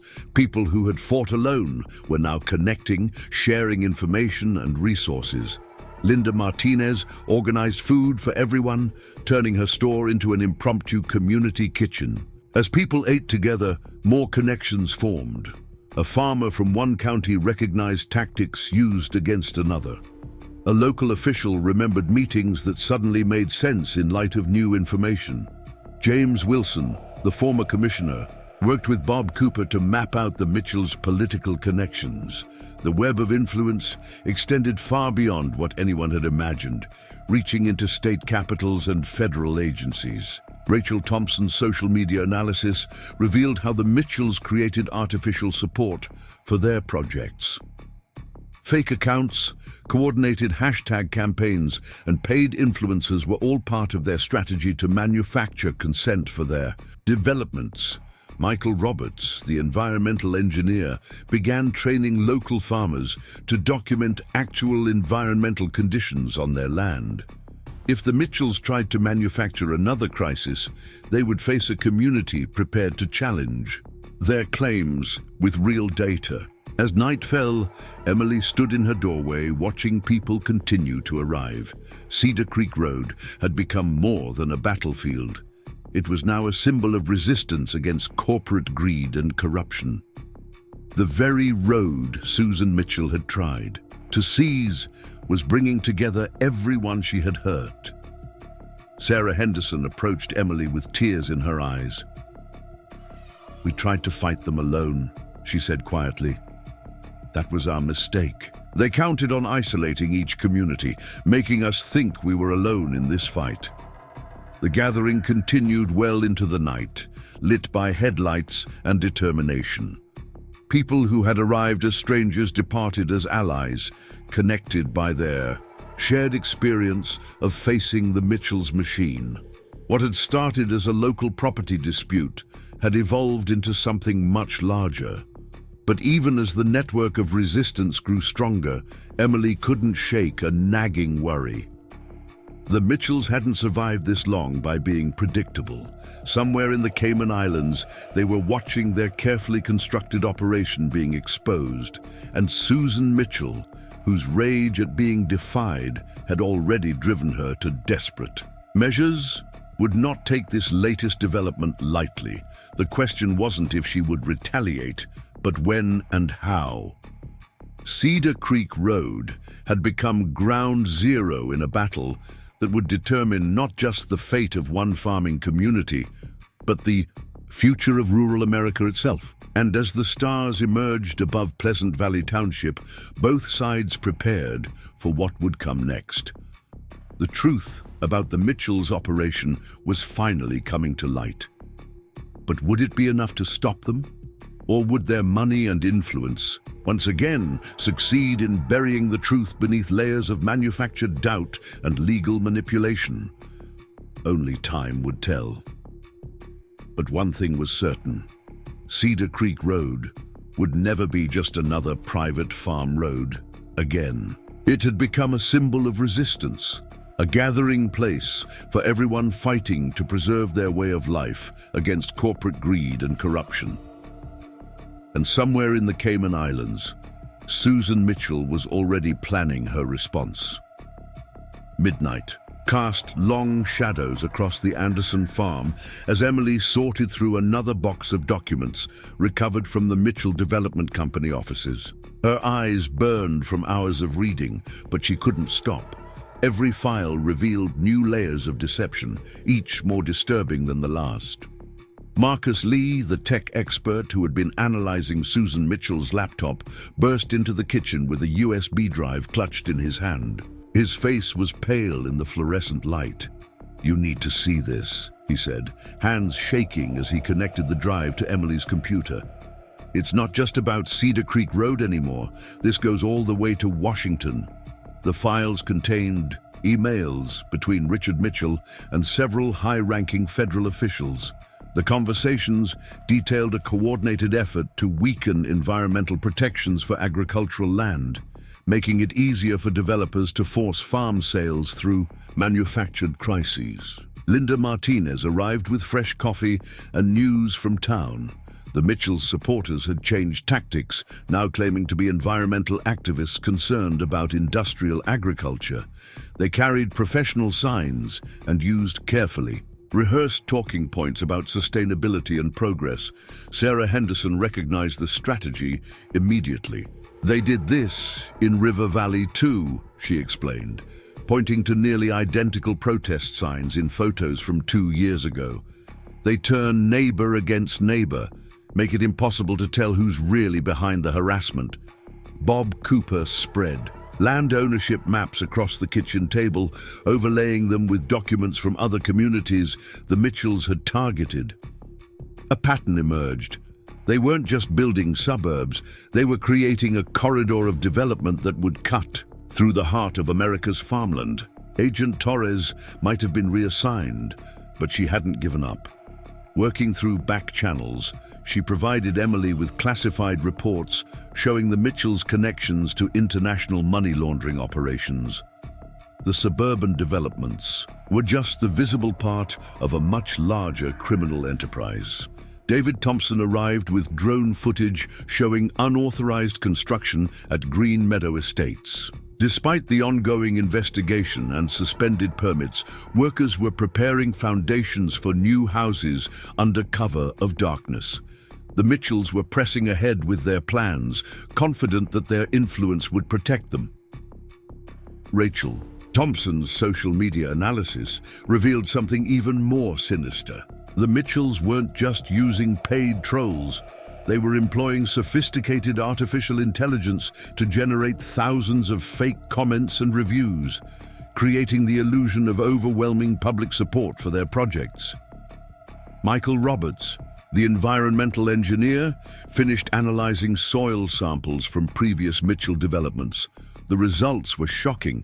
They hadn't just fabricated pollution claims, they had actually contaminated properties themselves to force environmental investigations. James Wilson, the former commissioner, provided recordings of closed-door meetings where the Mitchells' representatives openly discussed their strategy.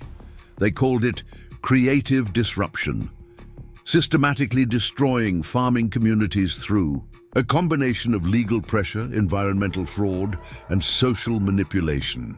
Alex Chen, the investigative reporter, connected the dots to similar operations in other countries.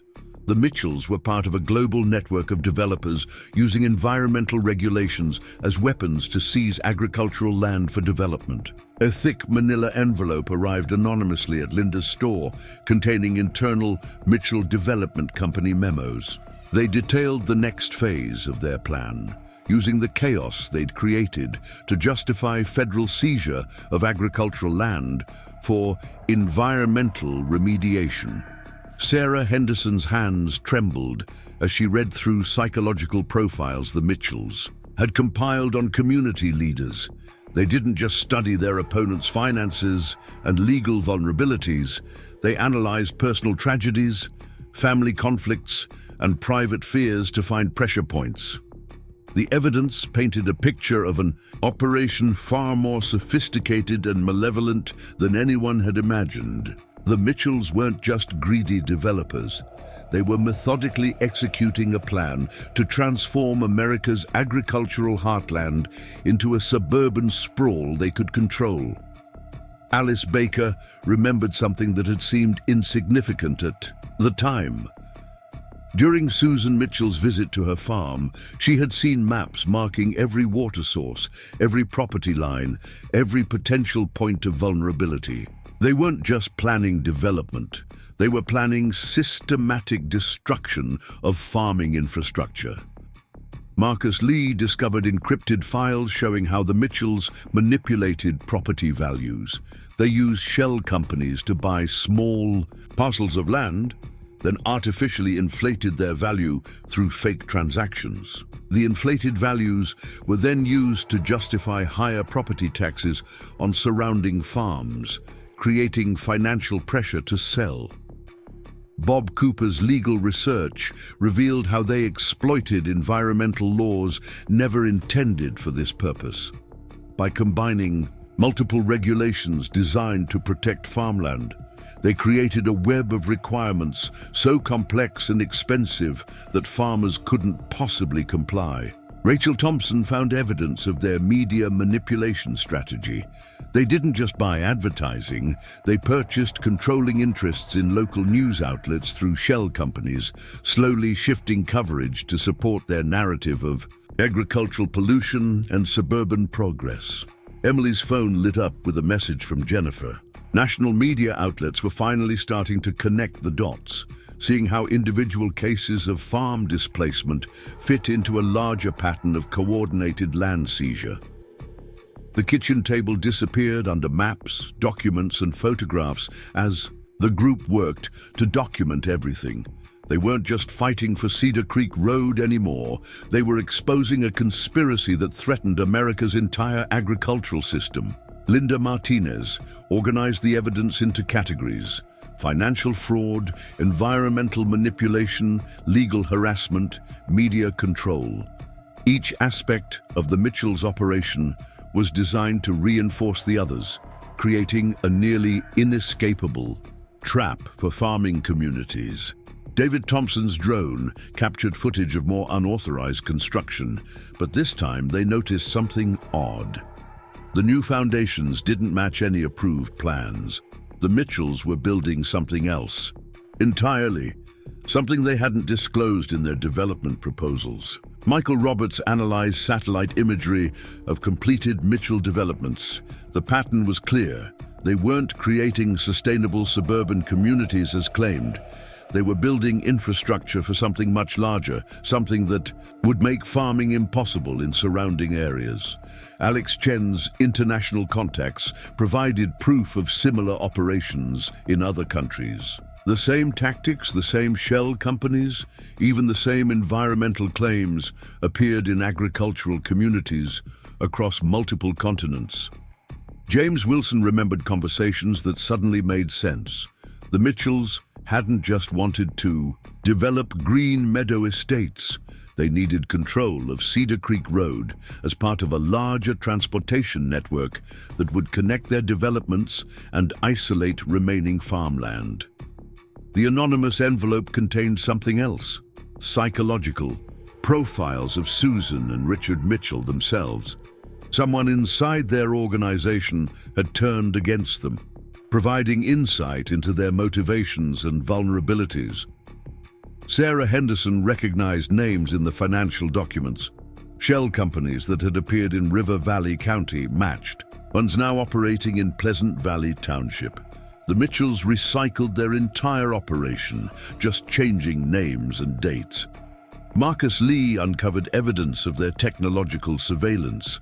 They didn't just use drones and cameras, they employed sophisticated data analysis to track farm operations, predicting when communities would be most vulnerable to their tactics. Bob Cooper found the smoking gun in a seemingly innocuous legal filing.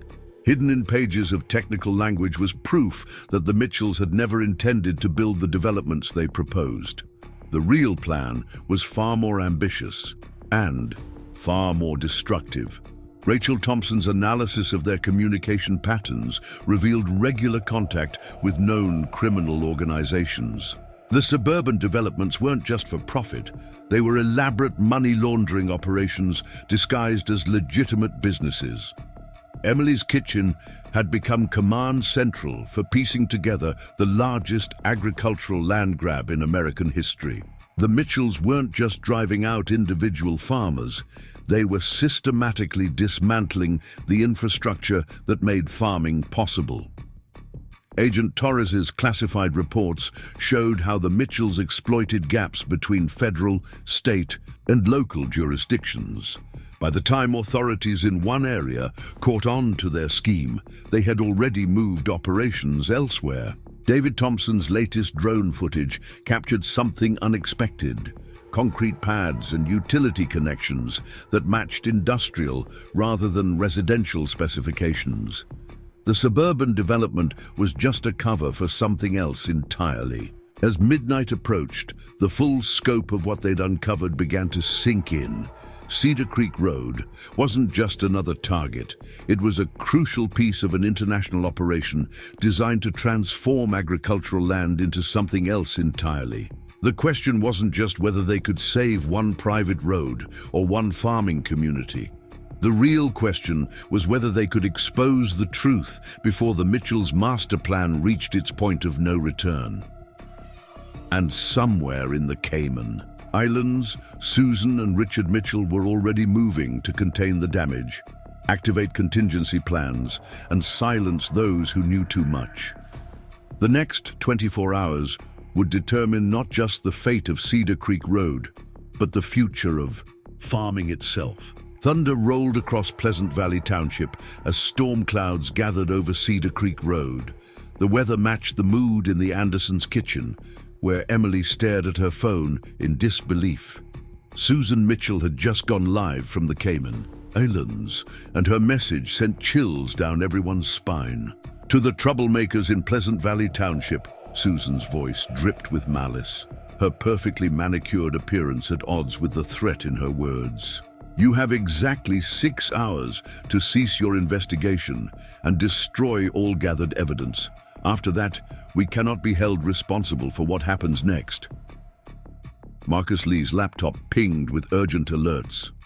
Someone was launching a sophisticated cyber attack against their digital archives, trying to erase the evidence they'd gathered. His fingers flew across the keyboard as he fought to protect their files, but the attackers were professionals.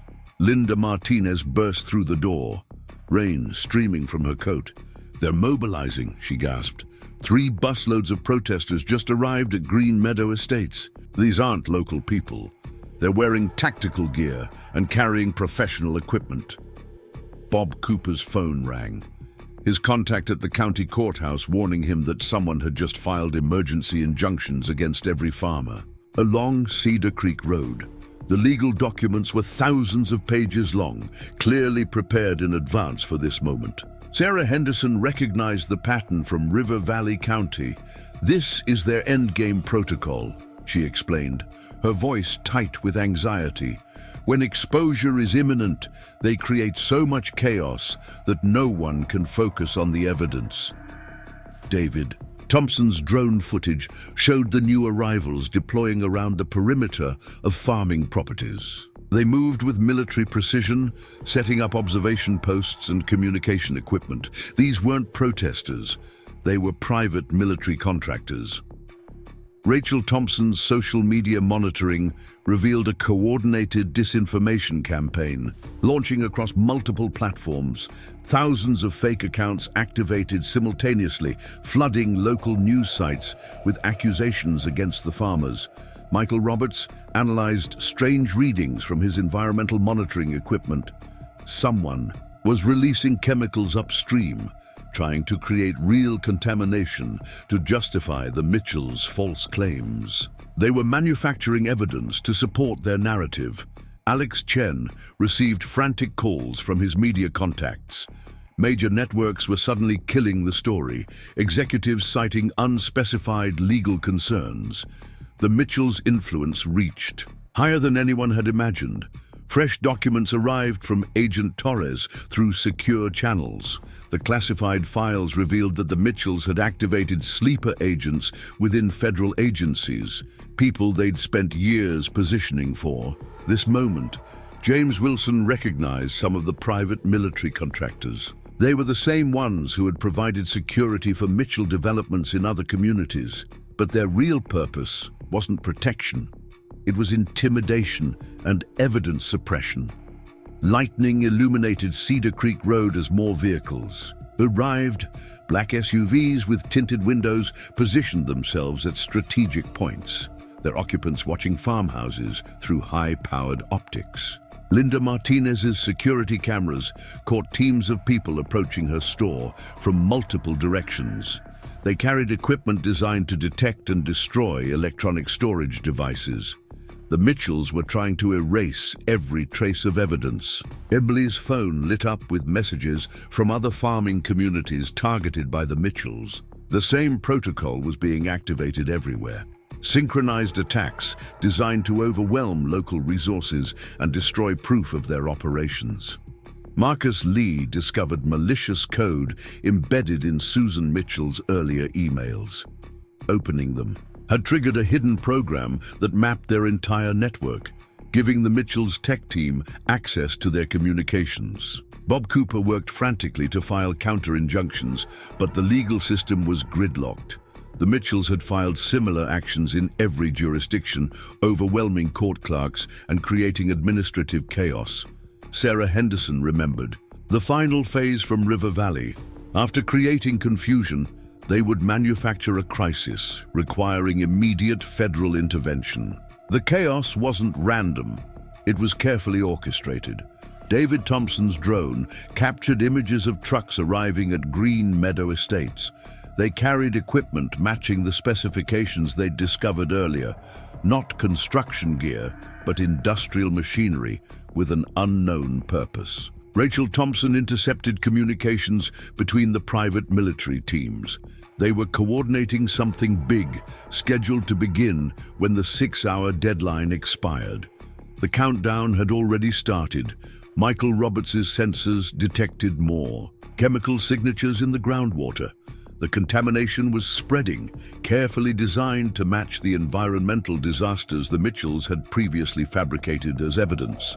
Alex Chen's investigation revealed offshore accounts activating across multiple countries. The Mitchells were mobilizing their entire financial network, moving millions of dollars through shell companies for some final operation. Lightning cracked again as Agent Torres sent her last message before going dark. They're not just trying to silence you. They're implementing their master plan. Cedar Creek Road was always meant to be the trigger point. James Wilson pieced together fragments of conversations from his time as commissioner. The Mitchells hadn't chosen Pleasant Valley Township by accident. Something about the location was crucial to their larger scheme. Linda Martinez's security system captured images of teams approaching other businesses in town. The Mitchells were trying to seize or destroy every piece of evidence simultaneously, creating a digital and physical blackout. Emily's computer screen flickered as another cyber attack hit their network. Marcus Lee shouted a warning. Their backups were being systematically erased, decades of farming records vanishing into digital oblivion. Bob Cooper received a message from his law firm. Someone had broken in, targeting only files related to the Mitchell investigation. The intrusion was professional, leaving no evidence but achieving its goal. Sarah Henderson spotted familiar faces among the private military contractors, men who had led the suppression of evidence in River Valley County. They were experts at making proof of criminal activity disappear. David Thompson's drone showed more vehicles arriving at Green Meadow Estates. Equipment was being unloaded under cover of darkness, but flashes of lightning revealed shapes that didn't match any normal construction machinery. Rachel Thompson's monitoring picked up encrypted communications, suggesting that teams were in place around every farm along Cedar Creek Road. They were waiting for some signal, some trigger to begin their operation. Michael Roberts rushed in with new sensor data. The chemical contamination was accelerating, following a pattern designed to reach critical levels exactly when the Mitchells' deadline expired. They were creating their own evidence. Alex Chen's sources reported similar activities at other Mitchell developments across the country. Whatever was planned for Cedar Creek Road was part of a coordinated national operation. Thunder shook the farmhouse as Agent Torres's final warning arrived. Don't let them take the road. Everything hinges on controlling that access point. Whatever happens, Cedar Creek Road must stay in Anderson hands. James Wilson remembered something from old zoning maps. Cedar Creek Road followed a route that had been marked for some other purpose, something classified decades ago. The Mitchells hadn't discovered this by accident. Linda Martinez's cameras caught teams repositioning as the storm intensified. They were using the weather as cover, moving equipment into place while visibility was low. Emily's phone rang. Jennifer, warning that national media outlets were preparing to run stories, painting the farmers as environmental terrorists. The Mitchells' media machine was laying groundwork for whatever came next. Marcus Lee intercepted fragments of communications suggesting that the private military contractors had authorization to use maximum force once the deadline expired. The Mitchells were done playing legal games. Time ticked away as rain pounded Cedar Creek Road. In less than 6 hours, the Mitchells would trigger an operation designed to destroy not just evidence of their crimes, but the entire farming community that had dared to expose them. The storm was about to break, not just over Pleasant Valley Township, but across every rural community where the Mitchells had planted their seeds of destruction. And at the center of it all, Cedar Creek Road waited in darkness for the coming dawn. The question wasn't whether they could save the evidence anymore. The real question was whether they could survive what Susan Mitchell had planned for anyone who dared to defy her vision of progress. And in the Cayman Islands, Susan Mitchell watched multiple screens showing real-time footage of her forces deploying. Her perfectly manicured fingers drummed against her desk as she counted down the minutes until her masterpiece of destruction could begin.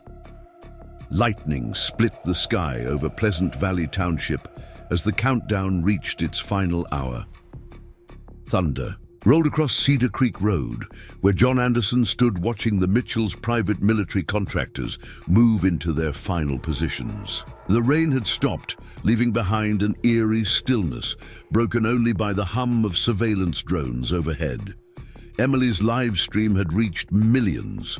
The truth about the Mitchells' operation spreading faster than their army of lawyers could contain it. But Susan Mitchell had stopped trying to maintain her carefully crafted public image. Now she addressed the world directly from her Cayman Islands sanctuary, her face twisted with rage as she delivered her final ultimatum. "You simple farmers, think you've won something?" Her voice crackled through emergency broadcasts hijacked by her tech team. But everything you've exposed, everything you think you've discovered, was just preparation for this moment. Cedar Creek Road isn't just a private farm path. It's the key to reshaping America's agricultural landscape forever. Marcus Lee's frantic typing echoed through the Andersons' kitchen as he fought to maintain their digital defenses. The Mitchells' cyber attacks had escalated, targeting not just their evidence, but every computer system in Pleasant Valley Township. Traffic lights flashed randomly, power grids fluctuated, and emergency communications crackled with interference.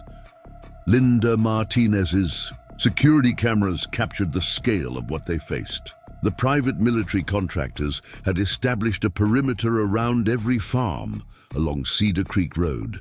They moved with professional precision, setting up equipment that went far beyond simple crowd control measures. Bob Cooper arrived with news that chilled everyone's blood. The emergency injunctions filed by the Mitchells weren't just legal maneuvers. They were cover for something much bigger. Hidden in thousands of pages of legal jargon was authorization for immediate emergency response measures signed by compromised officials at every level of government. Sarah Henderson recognized the patterns from River Valley County. But this was different. The scale was massive, coordinated across multiple states. Similar operations were launching simultaneously in every farming community where the Mitchells had established their presence.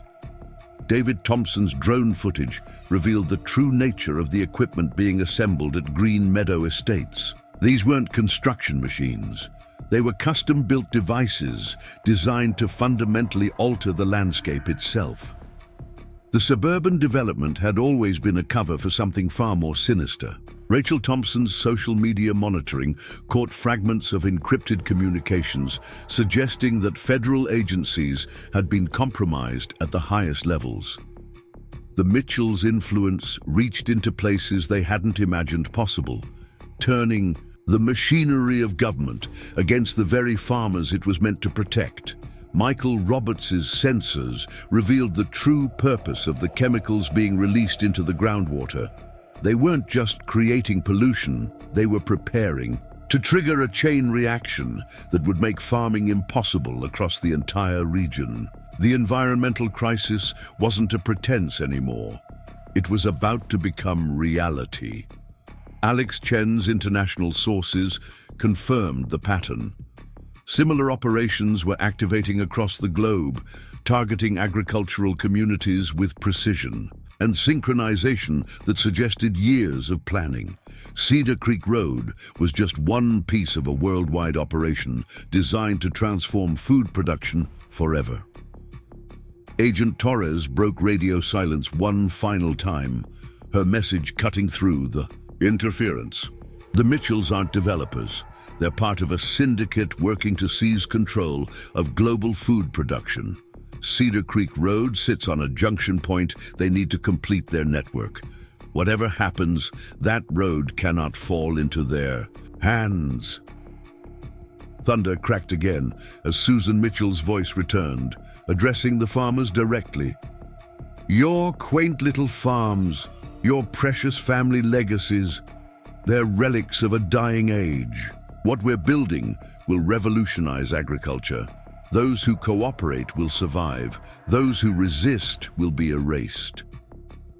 Linda Martinez's security system captured images of the private military contractors donning sophisticated environmental suits. Whatever they planned to unleash wouldn't just target evidence or property. It would make the land itself hostile to traditional farming. Emily's phone lit up with Jennifer's urgent warning. National security agencies were mobilizing, but they would never arrive in time. The Mitchells had timed everything perfectly, creating a window of chaos where they could act without interference. Marcus Lee intercepted fragments of the contractors' tactical communications. They weren't just there to intimidate, they had orders to permanently alter the landscape using classified technology that would make traditional agriculture impossible. Bob Cooper's legal expertise finally revealed the Mitchells' endgame. They weren't trying to build suburbs, they were creating infrastructure for automated farming complexes controlled by their syndicate. Cedar Creek Road was a crucial transit, a point in their supply chain. Sarah Henderson spotted familiar faces among the contractors, men who had overseen the destruction of River Valley's farmland. But their equipment was different now, more advanced. Whatever they'd done before was just a test run for this moment. David Thompson's drone captured images of massive machines moving into position along Cedar Creek Road. They looked like something from a science fiction movie, designed to reshape the earth itself. The Mitchells weren't just seizing land, they were transforming it. Rachel Thompson's monitoring picked up a surge of automated social media activity. The Mitchells' AI systems were flooding the internet with a new narrative, preparing the world to accept what they were about to do as necessary progress. Michael Roberts' latest sensor readings confirmed their worst fears. The chemicals being released would trigger changes in the soil composition, making it impossible to grow anything except with the Mitchells' proprietary technology. They were about to lock every farmer into permanent dependency. Alex Chen's sources revealed the syndicate's ultimate goal, not just controlling food production, but redesigning the entire agricultural system to serve their interests. Cedar Creek Road was a crucial test case for their new world order. Lightning illuminated the scene as John Anderson made his decision. The Mitchells had spent years building their operation, infiltrating governments, corrupting officials, and preparing for this moment. But they had overlooked something crucial: the strength of a farming community united against a common threat. Emily's livestream caught everything as farmers began arriving from across the county, not with weapons or violence, but with tractors, combines, and generations of determination. They formed a wall of machinery along Cedar Creek Road, anchored by John Anderson's harvester at the center. Linda Martinez's cameras captured the private military contractor's hesitation. They had trained to handle protests and resistance, but this was different. Farmers weren't just defending land, they were protecting a way of life that had sustained America for centuries. Marcus Lee's cyber defenses held as more support arrived. Tech experts who had seen Emily's live stream began countering the Mitchells' digital attacks, protecting the evidence that exposed their true agenda. Bob Cooper's legal network mobilized, filing injunctions and alerts that cut through the Mitchells' carefully constructed legal maze. The truth was spreading faster than they could contain it.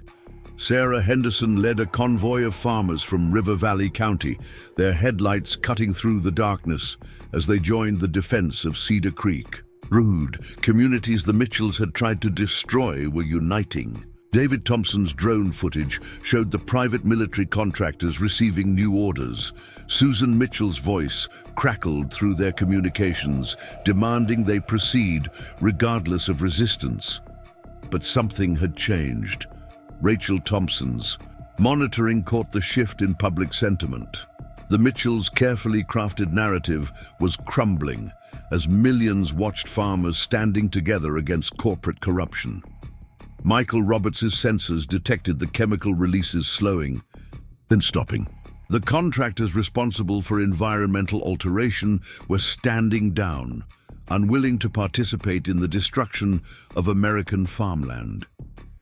Alex Chen's global sources reported similar resistance emerging worldwide. The syndicate's coordinated attack on agriculture was meeting unprecedented opposition as farming communities united across borders. Thunder rolled one final time as Susan Mitchell appeared on emergency broadcasts, her composure finally shattering.